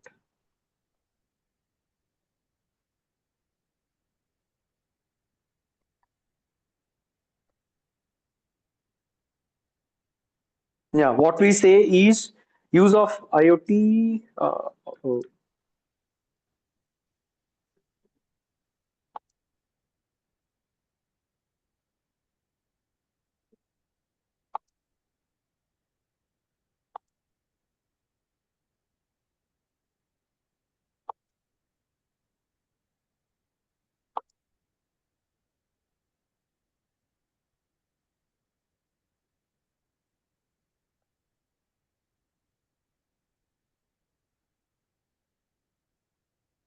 It's taking time to load, but yeah, use of IoT, where as simple as I put some sensors in the soil to measure the moisture, to see the soil composition in terms of NPK.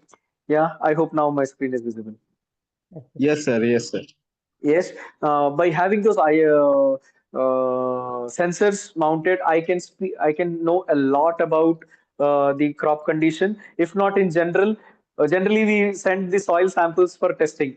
Okay, which take almost a week, and those are random samples of the crop. But if I have a very low cost, as less as 200 to 300 per unit, if I can put it across different parts of as many parts of the crop, I can get the moisture levels to the NPK values and many more such soil parameters, which I can use to predict and even take some corrective measure. So this uses a lot of electronic, I can say, as IoT.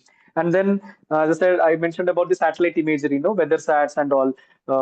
And there is a lot of farm mechanization for, you see, doing things much smartly, because there is a huge problem with labor these days, labor scarcity, where we don't find trained, skilled labor to do those agricultural activities. We are at the mercy of the labor.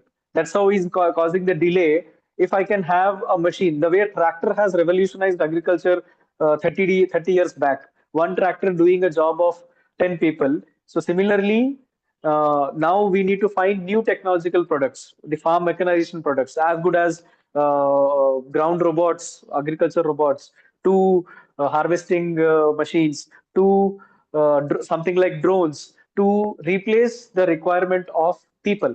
Yes, so certainly the need of the hour is to use technology or bring in technology to solve the problem of labor scarcity and even the climate erraticness in the climate. And in addition to that, we are all, as I said, the data driven. We are living in the era of data. Data is the new oil, as it is normally said. If I can use the historical data if I can use in making the crop data in making my decisions. Yeah, farmers are very conventional. If you say anything to the farmer, I'm very sure many of you can relate that they don't. They're very conservative. They are not just listening to everybody taking risks. Okay, they say, "Arey, I know I've been doing this for ages. Who are you to tell me that technology will do or this?" So there is a big responsibility on us to make that technology proven, to make some positive results to them. So once we do that, they will be adapting it. And once it is not happening, they will never come back to use of technology. So it's a responsibility on us to make that technology work such that they make their decisions based on it. And we are changing the lives not only of the farmers, but all of us. Yeah. Yeah, there is, as I said, something for mechanization, for mechanical design or mechanical manufacturing engineers to communication engineers for satellite, from satellite perspective, aerospace, electronics, whatnot. There is something even data driven, you building models for doing crop monitoring, identifying diseases or pest infestation using hyperspectral imagery and commenting about. Oh, this is somebody else's screen. Yeah. Yeah. Yeah, that I have nothing much but more that slide where I wanted to say about the different ways or technologies with which we can complement the current agriculture practices. Again, we work on this. We are making a 5G. I'll just, if I can quickly show you that slide, where we are using 5G based drones to make it much more you can say autonomous and AI driven and even remotely controlled drone operation. Yeah, there is something that we are developing and we are deploying. We did it for ITC, which engages farmers at large with for their wheat, Ashirwad Atta and all, tobacco and even chilies. Yeah, so we are doing this as a pilot project with ITC. So I'll be again happy if somebody is interested on these lines to collaborate or work on some R&D. Yes, sir. Yes, Thank you, sir. sir. Actually, what you said is correct. Yes. We are also, when we scope the problem, so that what it is stopping us to whenever we are integrating the technology like robotic and AI, it is understandable to the engineering perspective. But as you said that it is not understanding by the farmers. Why? Because the farmers Yeah. are well expected to do user friendly. Yeah, So they're hard to convince. yeah, yes, So that is the gap is missing. So yeah. that is the reason whatever the solution we thought in an engineering perspective, that is stopping us to go for the product. That is the problem Yes. we are facing. At this stage, at this point, what I can say is, you see those hair treatment advertisement or those fat burning advertisements, no weight loss advertisements. How are they convincing people? Is showing a before and after. Before he was 180 k, 150, 130 kgs, now 70 kgs. Before he was 80 kgs, now reduced to 56 kgs. Hair fall, he was so bald, now the hair have regrown. So the before and after picture are very convincing. Even to the farmers, if we can work on some these use cases, case studies, where we say before use of technology, this was the yield you were making. By use of our technology, this is the yield you can make. If somebody wants to take up that project, we can come up with implementation to create that report card before after. That will be 100% undeniable and convincing for the farmers. Okay. Thank you, sir. Okay, sir. Okay, sir. Thank you, sir. On Thanks. behalf of everyone present, I would like to extend my heartfelt gratitude to Dr. Adarsh Kodanda for taking the time to join us today. His vast knowledge for the expertise to climate change adoption for resolution building have been truly inspiring. So we are grateful for the valuable insight for he shared with us, and we are sure that we will be motivate and guide many of us in our future advertising. So finally, a big thanks you to for all of for you active participation. We hope to see you future event and discussion. Thank you, sir. Yeah, thank you. Thanks, the KG Reddy management, starting from Samyukta ma'am to contacting me, to all of you who have been, even I think Jay Hari sir, who is convening, uh, yeah, and all of you participants to at least patiently listening to me. And I don't want to end this here. I would be very happy in whichever way.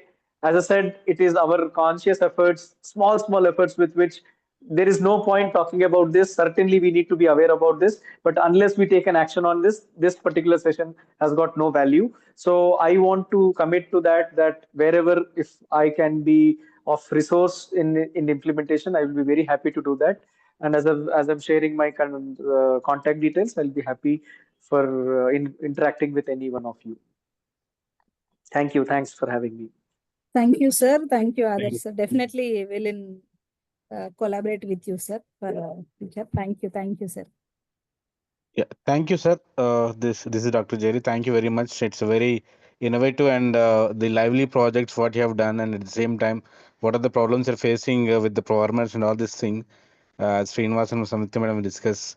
It's a nice session, sir. Thank you very much for your effort. Yeah, thank you.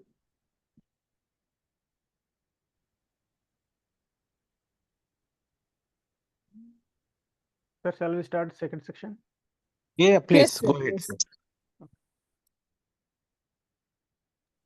Yeah, Make thank it you. full screen, sir. Kondala, sir. That screen. Make the full the PPT. No, just share it. Yes. Make it full screen so that in the bottom, full screen.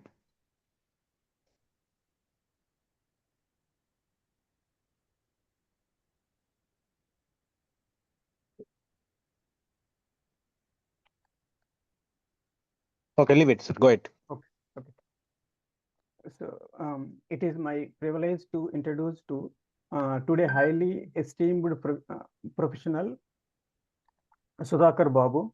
Sudhakar Babu received the MTech degree in Power Electronics and Industrial Drive from Anna University, Chennai, India in 2011, and PhD degree from VIT University, Vellore, India in 2017. He has completed his postdoctorate research fellowship from the Department of Electrical Power Engineering, Institute of Power Engineering, University, Malaysia. Currently, he is working as Associate Director R&D and Associate Professor in the Department of EEE, Chaitanya Bharat Institute of Technology, Hyderabad, India. He has published more than 240 research articles in various renewable internal journals. He has received the various awards like IEI Young's Engineers Awards, Vice Chancellor Research Excellence Awards, and listed among the top 2% of research in the world, electrical, electronical engineering, power and energy areas. Information provided by the Elsewhere BV, Stanford University. He has been active editorial board member and a reviewer of the various reputed journals such as IEEE, IEET, Elsewhere, EPCS, and Thailand branches. Please join me in welcoming Dr. Sudhakar Babu to this presentation. You are trying hold to have this with today. A section hand over to the Dr. Sudhakar Babu. Thank you, sir. Thank you so much for introducing me to the participants. And it's privilege to have a session with all esteemed guests. And it's a special thanks to the management of KG Reddy and faculty members for giving the opportunity to share my experience in the field of energy systems and how the energy systems will be helpful to the our current scenario. So, with respect to the theme of the Atal FDP, I'm here to have a technical discussion. So don't think that it's a one side discussion, one side presentation. I request you all to kindly have a interaction wherever you feel doubts, and let's have it as an interactive session. Let me share my screen here.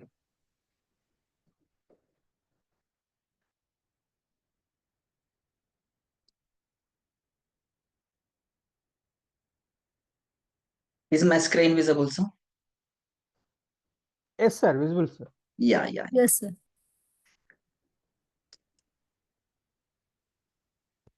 Yeah, I'm Sudhakar Babu. So I'm working currently with the CBIT institution in the position of a associate director R&D and associate professor in the Department of Curriculum.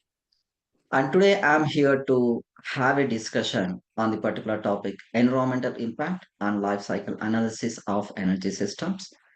As part of our Atal FDP theme, harnessing sustainable energy for climate resilience and a faculty development perspective. This is a very interesting topic because, as we know that nowadays everybody is moving into the renewable energy resources, and why we need to move into the renewable energy resources, and what impacts we have, what reasons made us to move into the renewable energy resources, and obviously the help and the path whichever we are taking towards the renewable energy, how it supports to our environmental impact. In vice versa, we can say that to protect our environmental impact, also we need to look for the sources. So whichever supports our life cycle system to have a balanced system and to have a clean and green environment. So with this perspective, I have prepared my presentation, and today I would like to have a discussion on the following topics. Comes to the content of my presentation, and here I will be discussing the introduction and environmental impact and life cycle analysis. So here we'll be discussing what do you mean by the life cycle analysis and what it is exactly and what are the things involved in it and why we need to focus on this life cycle analysis and what are the different methods. And we know that whenever we need to work on a particular topic, there will be a certain procedures will be there to have a qualitative analysis or quantitative analysis or data measures, how we can work with this life cycle analysis that will also comes under data collection. And after that, how these things are environmental impact or assessment methods. And after that, a part of the case study which we have done as part of our research work, I will be happy to share with you all on how that particular work is going to impact our life cycle analysis towards having a clean and green energy systems. And after that, challenges and limitations and future trends and some other conclusions and discussions as part of this particular research work recently carried out by our research team. So this is my skeleton of the presentation. Now let's come to the introduction. What do you mean by the life cycle analysis? So all of you know that. So what do you mean by the life cycle analysis? This is a environmental system. It is nothing but a process. We get to know that how the things whichever we are using in our present scenario safeguarding our environment or polluting the environment and how we can avoid these particular pollutions in this scenario. And in addition to that, as we know that the conventional energy resources are depleting in nature, thereby it means that all conventional energy resources are turning into its utilization by generating its compounding products like a CO2 and some other emissions, sulfuric acid, and many other things. Thereby, because of all these impacts or generation of byproducts, how it will be impacting to our environment. So the complete analysis, whichever we are going to performed under these scenarios are known as a life cycle analysis. And in specific to this, as we are electrical engineering and how we can have a control on this life cycle analysis, we are going to discuss this today. And as we know that the particular goals of this life cycle analysis is also given here. It means that the outcome, the total objective of this LCA is to have or safeguard our environment from the emissions, whatever the emissions we are releasing today the production of the energy, we can consider that, as we know that the most of our Indian power sector or power stations are working with the thermal energy, the coal, thereby the byproduct of that is a CO2 or some other emissions. These are greatly affecting the environment. In addition to that, the complete transportation sector, the 80 to 90% of the complete transportation sector is also works with the diesel or some other petrol system, thereby the emissions are also higher. Thereby, our goals of this particular scenario is to protect our life cycle analysis by doing the necessary analysis and what are the steps we need to take care and what different methods we can incorporate to have a better life cycle analysis. That's what our intention. So the same procedure and the same method which we are going to have through this particular session. So that those kind of works I will be discussing with you all. And here, this is a kind of definition what I have mentioned, same thing earlier. So whatever the environmental aspects or a product or system throughout its life cycle, the starting from raw material to extraction and the final production and disposal state. The complete observation of any particular scenario, any particular product from its inspection to the final disposal or final condition. The complete thing is known as a life cycle analysis. But here, in our particular scenario, whatever the life cycle analysis is completely with respect to the energy and also impact with the environmental condition. So with respect to that, some of the main scenarios what we have in the energy sector that will be observing. And some other key stages we can observe it here. The raw material extraction, and it means that how the coal will be digged, how the coal will be extracted, and from that the production and the usage and what will be the outcome of this particular system. So all those things are different stages of life cycle analysis. So these are the things which are greatly affecting to have this life cycle analysis and similarly the environment. Thereby, these are the necessary steps we need to focus. That's why the life cycle analysis is influencing all the researchers to focus on this particular scenario. In the current scenario, as we know that how are focusing mainly into the renewable energy scenario, the reason the why the people are turning into the renewable energy systems, that's what the in similar to that the life cycle analysis also greatly supports. And here these are the various methodologies and how we can observe or how we can assess the life cycle analysis. So the main thing is that by following some of the standards in executing a particular scenario or framework or requirement, they having this particular guidance in our regular scenario, the life cycle analysis can be maintained. In our regular scenario, the regular standards which we are following is ISO standards. In addition to that, ISA standards are there. And in addition to that, the Indian government or India specifically having the Bureau of Indian Standards also, thereby the following these particular standards, we can assure that the LCA can be attained, thereby the environment can be completely protected for our future generation. This is one of the main methodology which we need to consider to achieve LCA. And in addition to that, the qualitative and quantitative approach. As we know that to analyze any particular thing, we need to have two scenarios. The first one is a qualitative because whenever we have a particular number of things in the verification stage, then only we can compare our present system and the previous system. Thereby, it is nothing but a quantitative analysis. And qualitative can be observed whenever, so whatever the previous case which we followed, the ISO standards or some other things, whenever we are rigorously, continuously following the standards and executing things to have a perfect system that leads to the qualitative analysis. So these are the two important things which greatly supports for attaining LCA.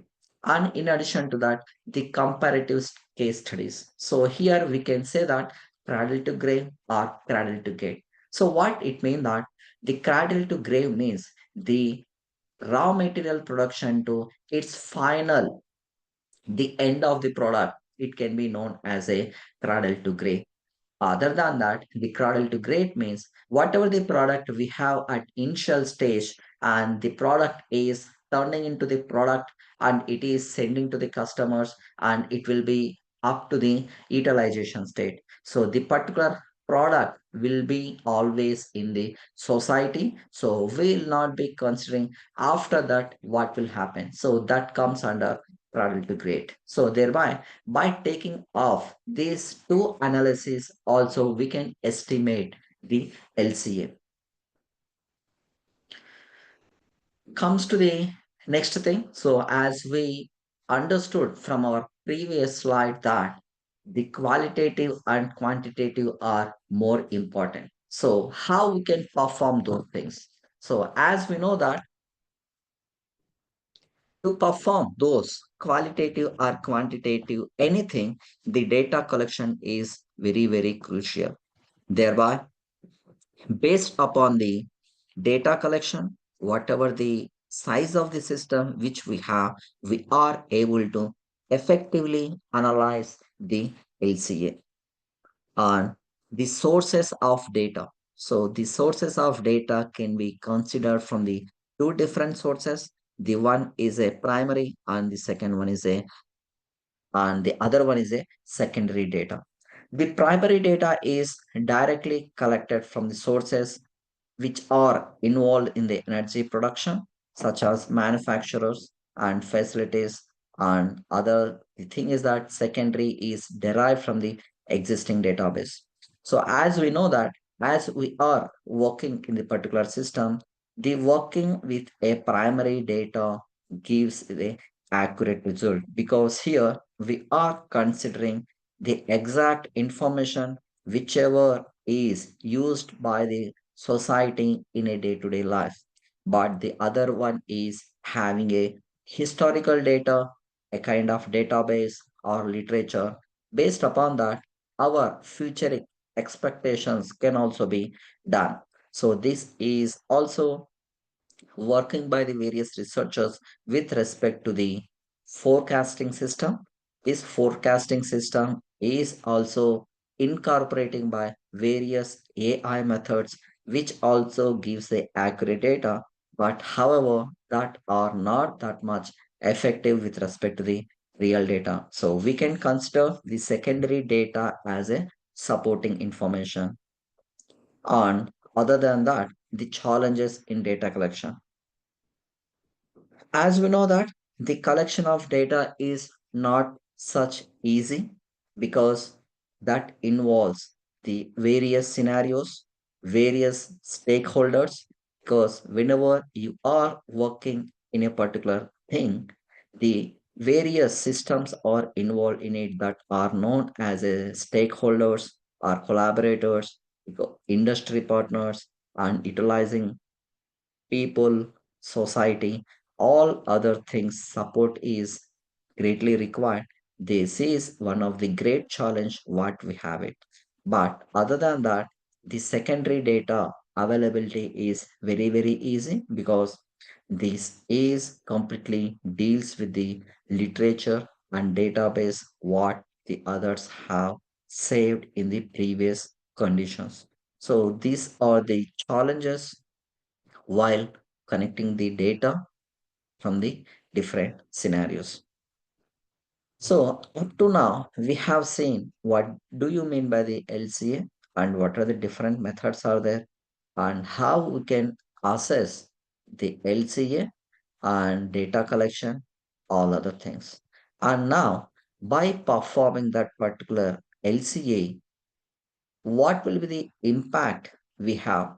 So that impacts are divided into the categories. So this is very, very crucial for us as a electrical engineers or researchers we need to focus mainly on the global warming and acidification and eutrophication. So, how we can work on these particular things to minimize and to save our environment. So, here we can observe that from all other scenarios, from the major scenarios of energy production, the CO2 measures can be identified and the percentage of CO2 emissions can be minimized to the maximum extent. So this is one of the major category where we can support to our environment. And the next one is that quantifying impacts using LCA software tools. As we know that in the present days, we have various software tools which are helping to our society to analyze these LCA.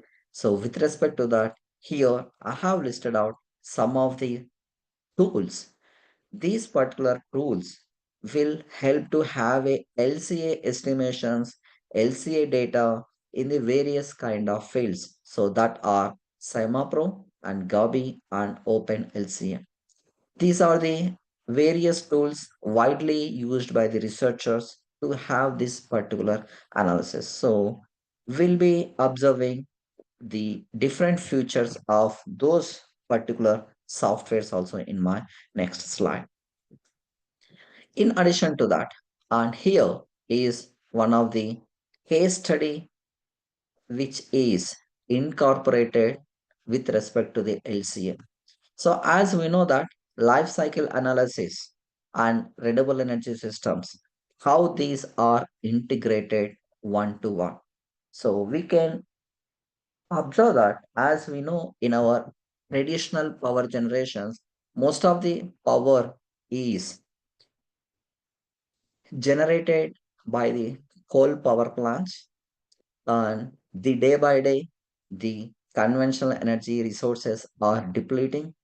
Because of that, the CO2 emissions are also increasing. Our environment is causing pollution. The air density and polluting density is also increasing in most of the cities. Thereby, the alternative solution is to have renewable energy resources. In addition to that, not only this particular environmental safety conditions with respect to increasing the day by day demand with respect to the population condition, these conventional energy resources are not sufficient to power up the electricity to the nation. However, this electricity production is very, very important. Any country's growth or development is completely estimated by the energy production and energy utilization. As we know that if we don't have energy in our nation, we can't do anything even for few seconds. These kind of situations were occurred during a blackout scenarios. So in case of a power grid failures, we faced these kind of blackouts, that particular condition, the particular cities or entire nation doesn't have electricity for a few seconds, then we noticed it. What is the alternative condition we should have? With respect to all these things, the alternate solution is identified as a renewable energy system because these are works based upon their own and environmental scenario. The solar is completely works with respect to the sunlight, and the wind is based upon the wind season and climatic conditions. And in addition to that, we also have a tidal and other things. Those are works with respect to the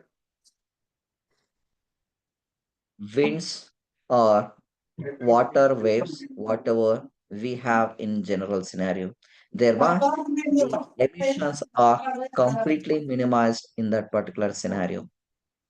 And in addition to that, the key findings from our LCA studies can be noted here that are, as we mentioned, the renewable energies are introduced. Sridevi ma'am, please mute yourself, ma'am. Sorry for the inconvenience, sir.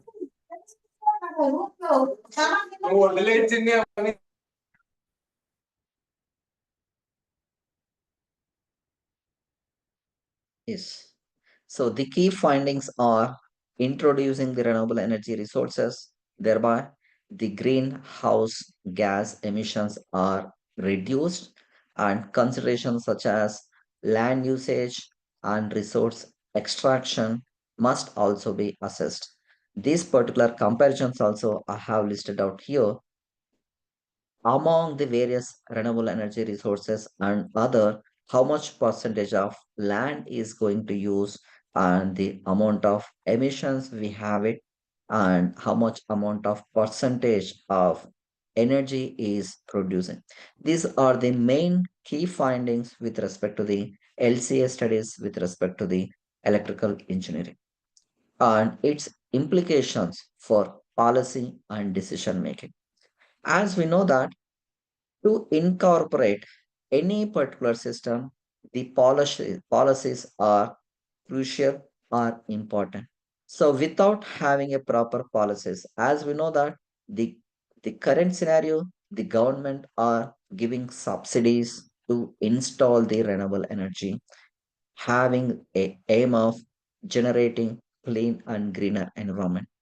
So to this kind of policies, many number of policies should incorporate to energize and to encourage the people to have a life cycle analysis, studies, and support of each and every individual to save our environment. So here is a small table we can observe among the coal, solar power generation, and wind power generation, and coal power. So just here I have mentioned the four parameters that are global warming and water usage, land usage, and taxation. And these are qualitative analysis. And with respect to quantity, also we have a numerical wise that are also mentioned in our case study and analysis. From this, we can observe that the renewable energy resources, solar and wind, are supports the global warming potential. The effect of global warming is very, very less in this particular scenarios, and whereas the coal power system is having high and the water usage. The water is also very, very important to us. The about to mention things, the solar and wind requires a very, very less amount of water, but the coal is required high. Because without this water, the steam cannot be generated and the power cannot be produced. So the water intake also high. And similar to the land, as the population is increases, the identification of land is also crucial. The coal power requires a huge land, so we can't support such high land in the next generations. Thereby, we need to have an alternating solution to have a maximum power generation by having a less amount of land. So, with this initiative, each and every house is encouraged to have a solar power plant on their houses. Thereby, the whatever the terrace is keeping ideal can also be helpful and supports for this environmental support system. And the wind is required very, very less space than to the solar PV systems. And similarly, the toxicity levels is also mentioned here. These are the different comparisons. And in addition to that, we have these same kind of comparisons with other power sources as well. And these are the tools and softwares for the LCA what I have mentioned in my previous slide. And the first one is SimaPro, and this is a widely used software tool for performing detailed LCA studies, and it integrates the environmental impact data and supports various databases for energy systems. So these LCA tools should integrate with the environmental conditions.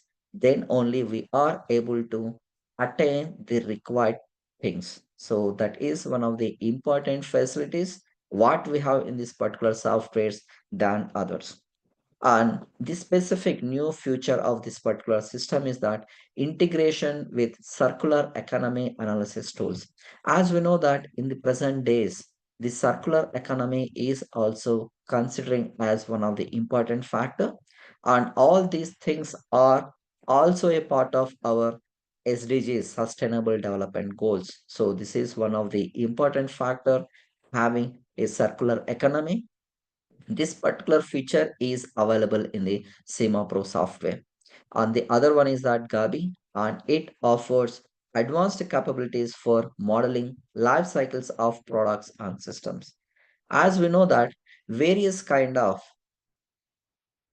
systems can be generated or designed based upon our requirements in these particular systems in a easier and smoother function. So this software offers the generation of model creation, all other things which are suitable for our LCA. These kind of the renewable energy integration models can also be done by using of this. In addition to that, the recent features of this particular system is that the machine learning to predict and optimize the environmental impact. As we observe that the data collection is incorporated from the two systems. The first one is a primary data and the other one is a secondary data. The primary data is nothing but based upon the present scenario and with the support of all stakeholders involved in the particular system, the data can be generated and analyzed it. But the secondary data is nothing but a data storage, what we have it. The analysis of the stored database and predicting to our future scenario is important.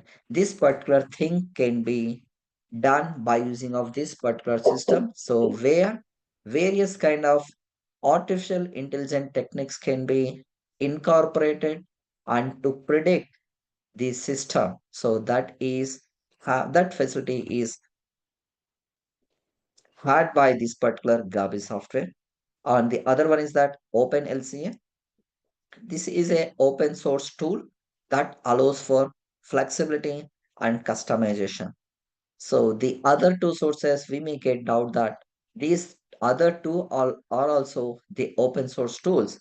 But in case of a open source, those particular tools having a limited sources availability, but this open LCA can be used the complete scenario and various kind of modeling systems, all the things can be done in this particular thing. And the updates of this one is that the supports integration of social LCA and other things. So the social LCA is nothing but the environmental scenario, whatever we have in the all other conditions. Because if we are performing an analysis without considering the environmental impact, that shouldn't be useful for our life cycle analysis, because our LCA is nothing but whatever the analysis which we do that should support for our environmental protection. So that's why the having the environmental parameters integration is very important and crucial for analysis in all the softwares. This will make our job easier. Whatever the field you can consider, the parameters can be keyed accordingly and the output of the system will also be generated based upon the required and availability parameters, and the based upon the outcome conditions we can decide it how far our present scenario is supports for the LCA. And the other thing is that hybrid life cycle models. Here, the hybrid is nothing but the combination of different things to have a environmental protection. One of the example is that whatever the renewable energy resources we have, in addition to having a renewable energy resources, other particular parameter is nothing but electric vehicles can also be integrated or combined for the analysis purpose. So this makes a hybrid life cycle models. And the main benefits of this particular thing is that improved accuracy in representing supply chain impacts and better assessment of environmental burdens from indirect sources. As we know that the performing the analysis with a single input is different, and we should also consider the other parameters, because if the input is completely lost we can't perform the analysis, thereby as a alternating or hybrid systems are necessary to have a analysis in case of absent of any other thing, the parameter which supports or the combination of these two things, how it will affect or supports to the environment. And in addition to that, not only the two parameters, more than that can also be considered at a time for analysis purpose. These are the hybrid life cycle model. And we know that the policies are also crucial, as we discussed earlier. The what policies should incorporate by the government to look into this LCA analysis or environmental protection is mentioned over here. And these policies are different by each country, and based upon the country's necessities and conditions, each and every country will have their own policies and standards, and European Union and African Union and Indian different things which will be following, and different conditions which we have, and based upon the investments and innovation. But however, we can assume that the policies are necessary to have or to achieve our environmental goals. So that particular with that aim, this slide is provided.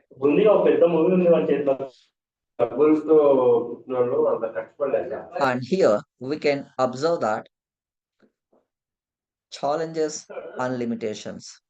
As we know that whenever we are working for a particular thing, there will be two sides. The first one is the challenges, limitations, and the other features of that. After crossing these limitations and challenges only, we can have the fruitful scenarios. Thereby, what are the major limitations to perform this LCA are listed out here, are having a less information and accounting for all impacts. So because as this particular thing is completely involves with the environmental conditions, if we miss to have or consider the particular scenarios or particular parameters, we may miss the particular efficiency of the system, thereby having a data or getting a data from all stakeholders on the multiple conditions or multiple scenarios and number of iterations are very important, but this is a problem which we used to face to perform this LCA. And uncertainties in data and modeling, as we know that the data can be collected from the stakeholders and the other data can be have from the research literature or previous databases, the historical data may have a uncertainties because as we know that the particular environment in a day is not a constant.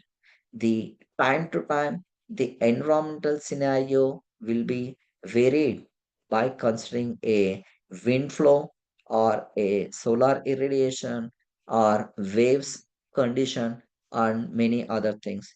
Thereby, there will be a huge uncertainties in data collection that lacks the effective calculation of LCA. These are the major challenges which we used to face and future directions for improving LCA practices. As we observe that the LCA is very, very important for our environmental protection and our future generations. Thereby, we should look compulsory for future directions and improving methods for this LCA. So, what that future directions are nothing but advancing data collection methods and enhancing modeling technique to account for uncertainties and incorporating socio-economic factors into the environmental assessment. The thing is that whatever the artificial intelligence based techniques we are using, by using of those particular things, whatever the uncertainties or missing of data we have it, that can be overcome. So this particular thing, our future directions should work for having a better LCA practices.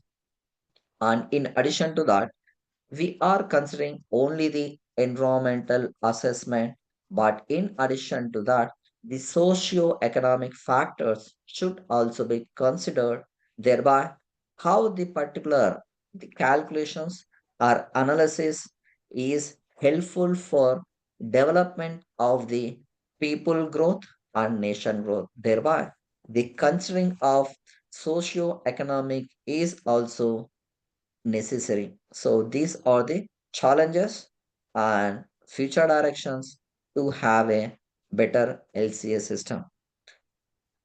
And we know that for executing each and every system at the final stage, we'll be expecting its deliverables or benefits by performing each and every task. And similarly to that, here we can have a benefits of LCA in energy systems that are comprehensive environmental assessment. It means that whatever the analysis which we have done, that will give a what conditions we should incorporate to have our safe environment in the future scenario. And other than that, the guiding energy policies. By considering this socio-economical scenario and environmental scenario and policies, whatever we have it, by incorporating a future and predicting systems, this will help to have a better energy policy in the future scenario. This is another important benefit. We'll get it by having the LCA in our energy systems and supporting sustainable development. As we know that the final outcome, as we are incorporating with respect to the environmental and protection and greenhouse effect, all other things, it will provide us great sustainable development, thereby a clean and green environment will have in the future generations. Those things are our benefits, what we have it. And similar to that, the future trends in LCA and energy systems are mentioned over here. Sudhakar sir, So, yes, sir, yes, sir. Yes, I just see your screen, sir. Check your slides once. yes, sir. Your screen is sharing, so I'm able to see that I'm changing. Is not visible. No, some games are coming in the PPT. when you're sharing the screen.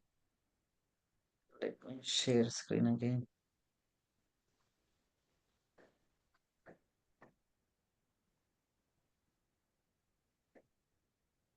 Now, sir.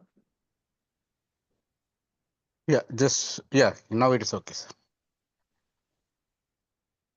Challenges, benefits, future trends. Is it visible, sir? Yes, sir. You can go ahead, sir. Yeah, it is visible. Sorry for the interruption. And here is the case study, which is carried out by my research team to support for this LCA and environmental protection here. And in this particular scenario, we are working optimizing smart microgrid performance and integrating solar generation and static VR compensators for EV charging impact and emphasizing scope index. So in this particular work, what we did is we have integrated renewable energy systems. We have integrated renewable energy systems into our regular buses, and the effect of it is analyzed by considering a five factors that are scope. We mentioned here the scope is nothing but it's a combination of five factors: the stability, cost, operation, and prediction, all other things. This particular work is published in the energy report, which is a Q1 rank journal, and this work is done with the support of my team. And here we have focused, as we know that to achieve this LCA, we need to work with respect to the integrating renewable energy resources, and we have worked EV charging systems and solar DGs and battery energy storage systems. These are the three different distributed generation we considered for the analysis. By incorporation of these energy resources, how our systems supports to achieve the emission levels and stability of the network, all are mentioned in this particular scenario. Thereby, this particular work addresses the grid challenges, power losses, voltage variations, and system security. As we know that the system should have a continuous power without its any interruption. That what deals with the highest efficiency of the system, that is also considered here on exploring the dynamic static wire compensating systems. So, in general, as we know that the environmental changes are not predicting, and these are completely varying with respect to the dynamically. Thereby, the same kind of effect we have considered with a dynamic wire system on how our power system will work and perform it. All those things are observed, and these are the different indexing parameters are considered that are named as a scope, which are comes under minimizing losses, emissions, cost, and other things. To analyze this, we have used a artificial intelligence based algorithm, that is IBAC, to identify the EV charging station location, capacity, and renewable energy location. So, where we have incorporated these particular systems, our emissions of the system is minimized. Those things are we have performed it. As an outcome of this project, what we achieved is we attained a sustainable and efficient energy system with a reduced environmental impact. So this is our main target. So this is a scenario what we have in our current days. The major CO2 emissions are released by the different sectors. The major portion is by the electricity and heat sector. The electricity, why the electricity is producing such amount of heat emissions means the most of the power is generating from a thermal power plants, thereby the CO2 emissions are higher. And the second one is transportation sector. by using of a diesel and petrol, the pollutions are increasing. On the next level is that industrial sector, it is having a 21 percentage, which is less comparing to the electricity and transportation sector. And residential sector, because still some of the rural locations are using coal for the regular day-to-day works, and the other things are having a 9 percentage. Thereby we can understood that at which particular parameter we need to focus to have a better environmental conditions, and to support for our life cycle analysis, this particular image gives a clear idea at particular which portion we need to work. So this is our main motivation to carry out our research work, whatever the title I have mentioned it.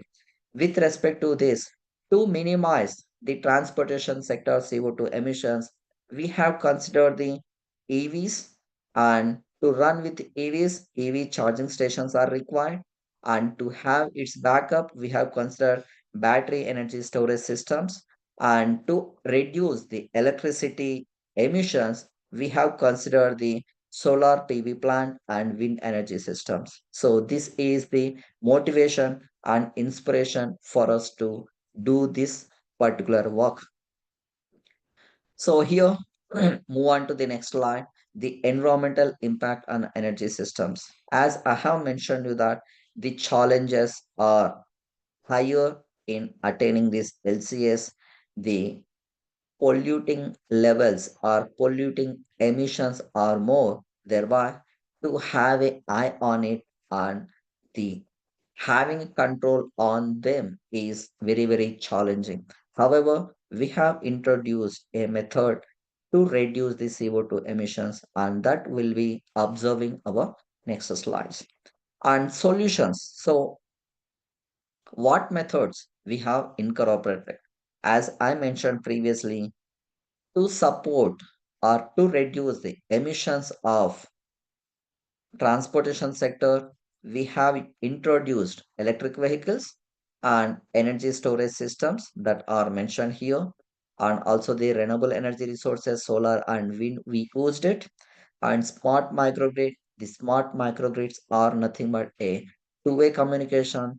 The excessive power can be pumped to the grid, and whenever we have a power requirement, it can be received from the grid. So these particular two-way communicating grids are also introduced. With incorporation of all these things, we attain a low emissions from the energy systems, and it supports for a cleaner and more efficient features. With respect to contribution of our research, it is nothing but innovative, dynamic, static VR integration. It means that how these where compensating devices are helpful. We have introduced that, and comprehensive optimization. It means that here, by introducing one by one each and every renewable energy resources and energy storage systems, we analyze the system and different scenarios by using a optimization techniques. An eco-friendly model, we designed it. The eco-friendly models are nothing but solar DG systems, and EV charging stations are representing eco-friendly model in our particular thing. And the scope index is nothing but it's a combination of 5 parameters which will overall improve the system performance. Those 5 parameters consider to analyze whatever the system which we are proposing, how far this supports for the environmental protection, that is proof by considering this scope index. And SMG is nothing but smart microgrid. In the olden days, we have a microgrid. It is nothing but since we don't have a less amount of renewable energy generation pre olden days, we have a regular microgrid. But however, due to the incorporation of renewable energy resources, even the customers, household, residential customers are able to power up the power to the grid. Thereby, the smart microgrid incorporation is also important to analyze this particular scenario. To understand and to incorporate all these things, we have considered IEEE 33 radial distributing network. So those particular things I will be discussing here. These are the same parameters what we have it. The optimization technique what we have developed it is mentioned over here. What other parameters are mentioned, and we have also considered mixed load conditions, because in a general scenario we have a linear load and non-linear load, and also the static and dynamic changing. All these particular scenarios we have considered, these are comes under various mixed load conditions and incorporating renewable energy resources and dynamic load levels. The dynamic is nothing but the requirement will be changing within a few seconds. Accordingly, our smart grids should respond without interrupting power disturbances to the customers. In these particular conditions, also, how our systems will support all these kind of analysis which we have considered. And this is a single line diagram of our radial distribution network.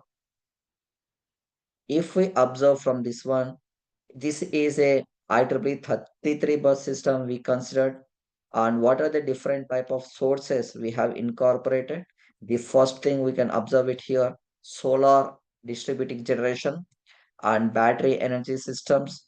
These battery energy systems for providing backup whenever we don't have a sufficient solar power generation, and also the electric vehicle charging system.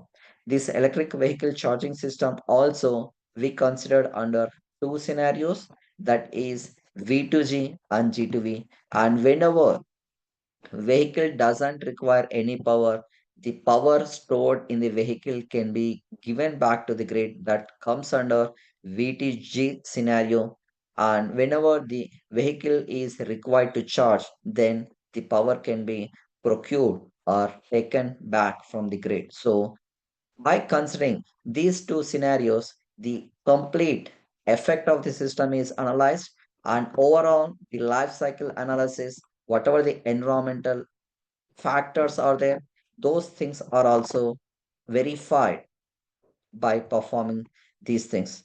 This is a solar load profile which we consider for our analysis. It's a 24 hours solar profile. We can observe that the maximum amount of power can be generated at a around 1 p.m. And however, the solar power systems will work effectively with the duration of 8 hours to the maximum extent, that is average power generation. And this is a multi-objective function which we have framed to meet our all five parameters, whichever is given in a scope. It means that we need to focus the stability, cost of the system, operating cost, efficiency, and power loss. To incorporate all these things, the objective function is designed, and we have considered the minimization of all these things. Thereby, obviously, the effective power can be generated with a minimum amount of losses. And here is a structure, we can observe it.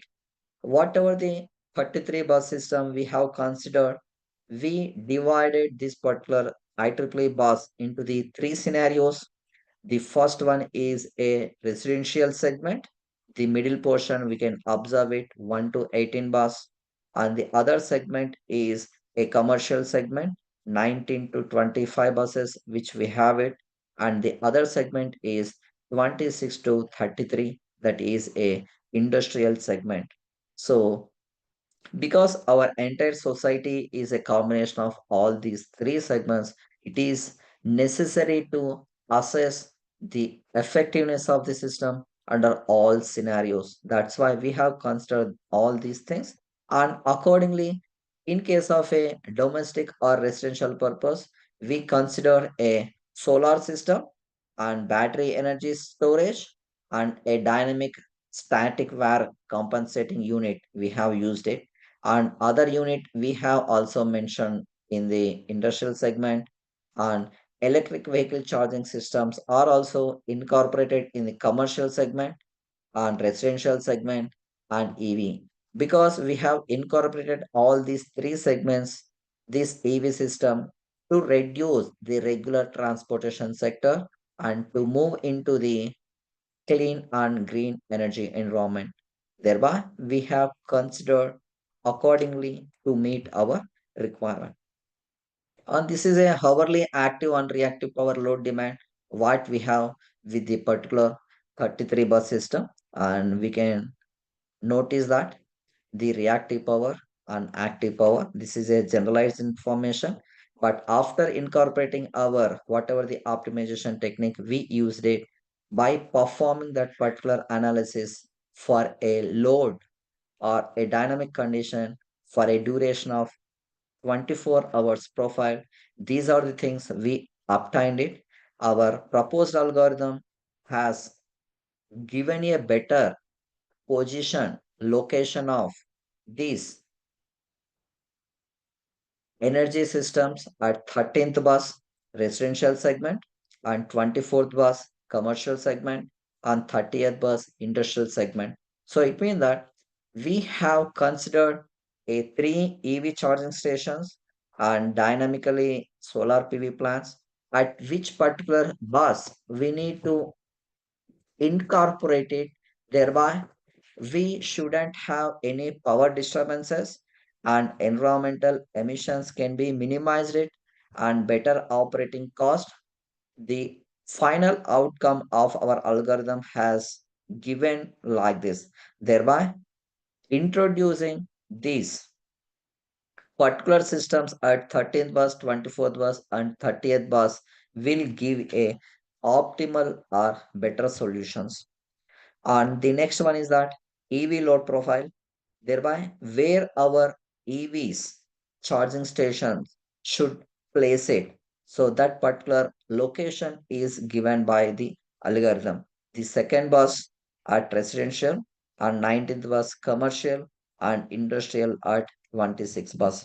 Thereby, if we introduce or if we integrate these EV plants at these particular buses, we will have a effective outcome which meets our sustainable developments and life cycle analysis, and CO2 emissions will greatly reduced or minimized it.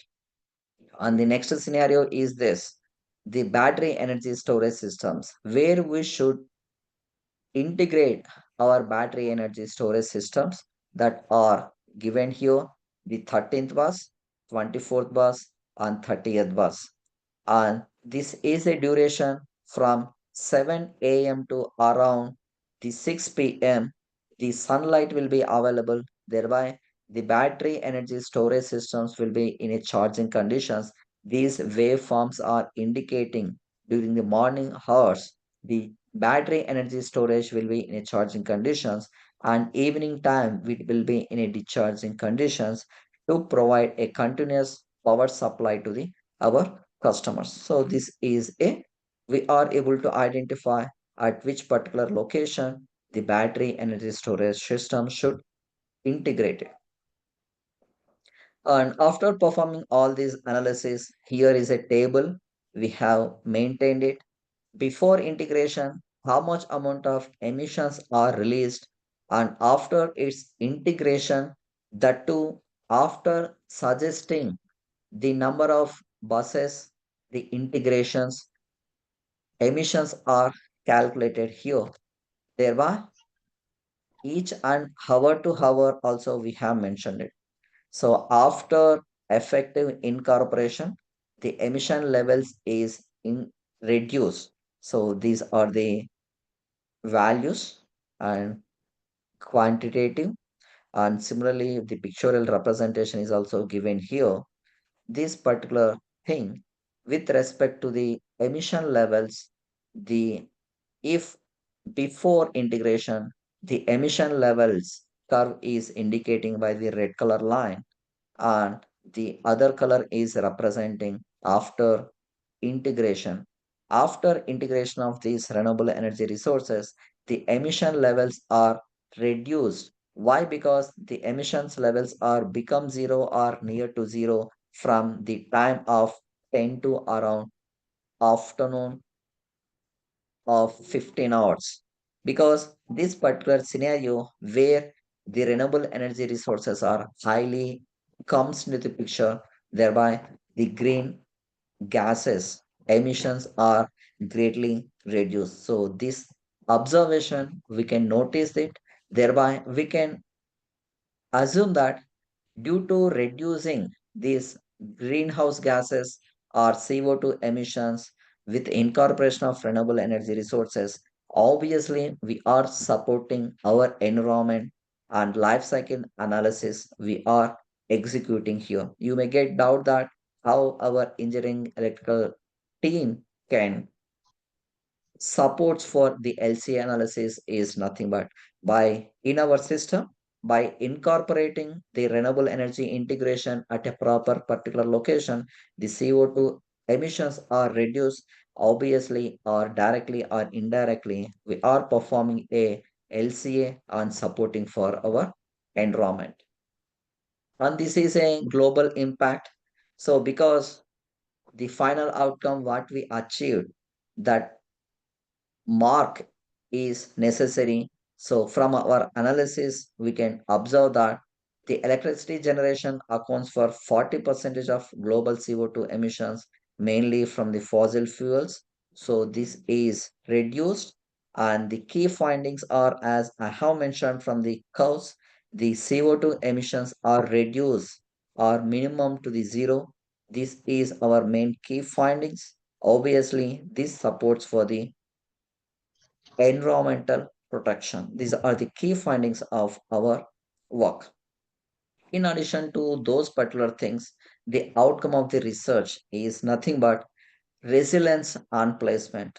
We, by performing this particular work in a IEEE 33 bus system, we accommodated 3 EV charging stations and solar DGs and dynamic static VAR compensators installations is incorporated, and strategic development is also achieved it by incorporating those particular things at a required position, and impact of the SDGs is analyzed by performing a scope index, and the scope index is nothing but a combination of stability, cost, power loss, operating cost, and emissions. By these are the main important parameters which we have considered it. We named it simply as a scope, and CO2 reduction is also achieved it, and integrated strategy of the algorithm is also used. So these are our main outcome of the research which we carried out. So finally here comes to the conclusion what we learned from this particular thing is that the LCA life cycle analysis is how crucial it is, what is its important, and renewable energy systems are how greatly affect the environmental impact and how it supports for the life cycle analysis. We learn from this particular slides, and future of LCA is also stated, and how we need to focus on this LCA, what are the necessary steps we need to taken out. All these things are learned in today's session.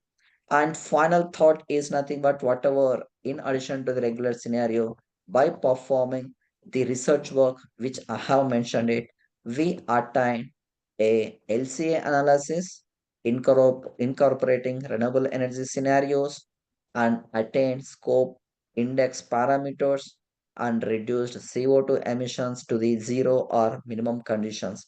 These are the specific outcomes or conclusions which we attain from our work.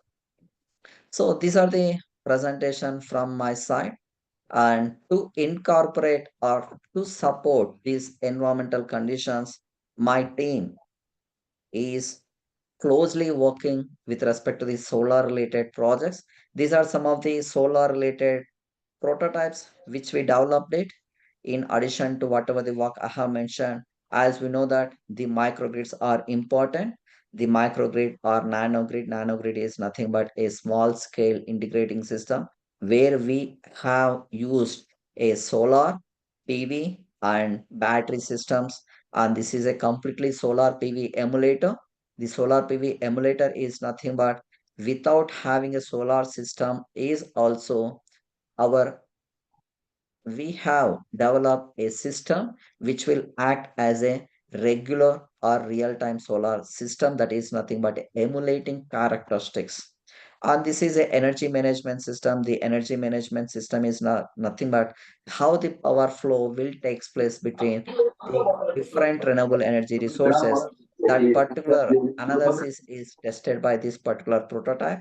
And this is a small component of the solar power systems because all these systems are depending upon environmental conditions, thereby to attain a maximum power irrespective of environmental conditions, the MPPT greatly supports. This particular MPPT is incorporated for the solar and wind system. The combination of all these solar related projects, finally we achieved whatever the work I have mentioned. We support greatly for the environmental safety conditions, and we are focusing towards the life cycle analysis to protect our environment for the future generations. So as an outcome of my all the research activities, here is a research outcome which I obtained it. I used to focus mainly in the field of renewable energy resources, fuel energy technologies, optimization techniques, energy management. This also includes the electric vehicle charging station, all other things. And happy to say that I'm having a H index of 47 and my citations are nearly 8,500. So this is completely done with the efforts of my teamwork and my supporting team, my collaborators, all other things.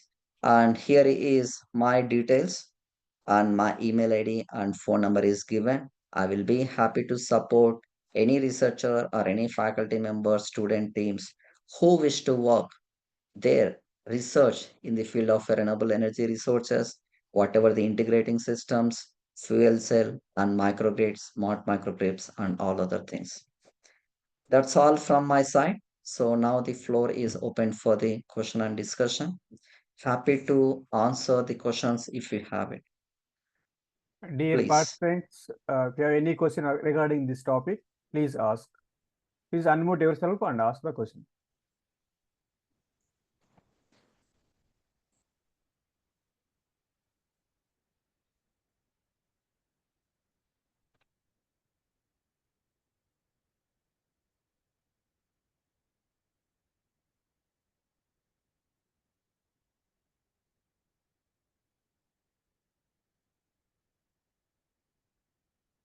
Dear participants, please ask the questions regarding this topic.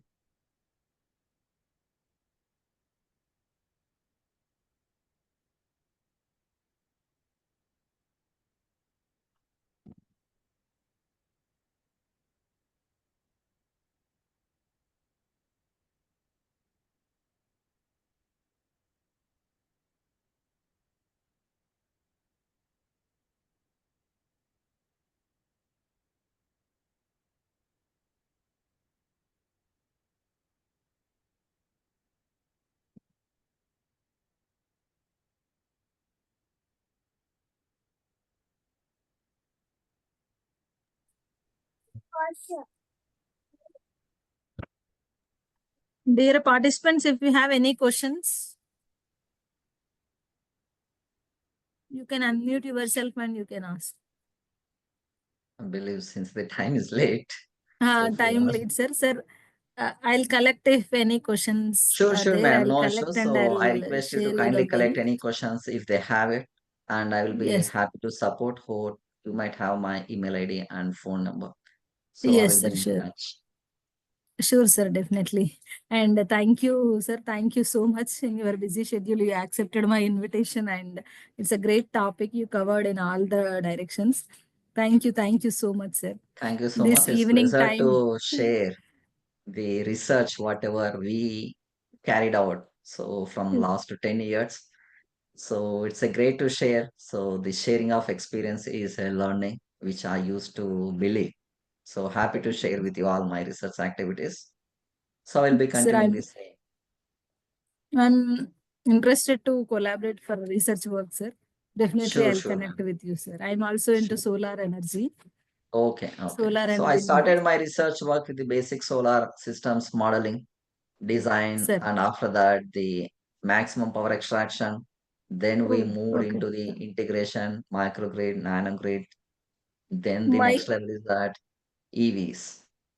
So Okay, like my that. PhD also same, sir. Maximum power extraction from both hybrid wind and solar. Okay, okay. So that's what So the definitely, initiation where we have renewable energy integration. yes, sir. So That's good to definitely know. I'll connect with you, sir, Okay, okay, for ma'am. my research. Thank you, sir. Sure. Participants, if you have any questions, please unmute and you can ask.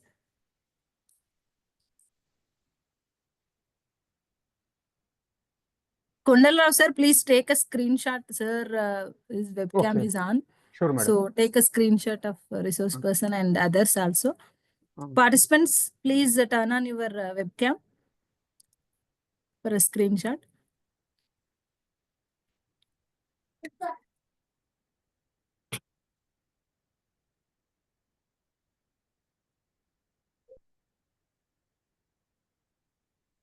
And everyone, please fill out attendance and feedback forms for both the sessions.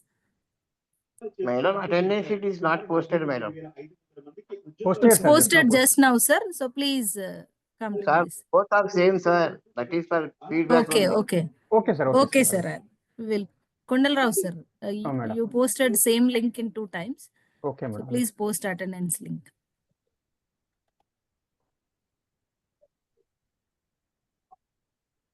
Sudhakar, sir, thank you so much, sir. Thank you, madam. Thank you so much for giving the opportunity. I Thank thank you, sir. everybody, all the participants, and organizing team management of KGD College of Thank Engineering. Thank you all. Wish to have Thank more you, sir. collaboration in the future. Thank you, ma'am. Definitely, sir. Thank you. Shall I leave, ma'am? Yes, sir. Okay, Thank you. okay. Participants, please wait. We'll post attendance link. You can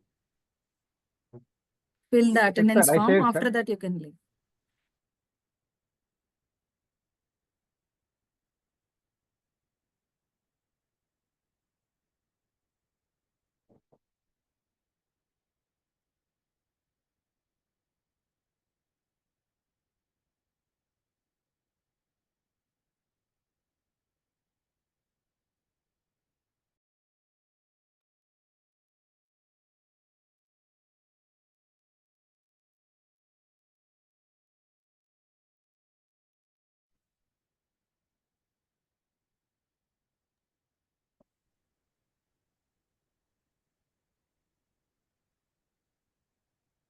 Yes, madam. Dear Complete. participants, we can close it now. Ma'am, we can close now, I think. Kondala, sir? Yes, sir.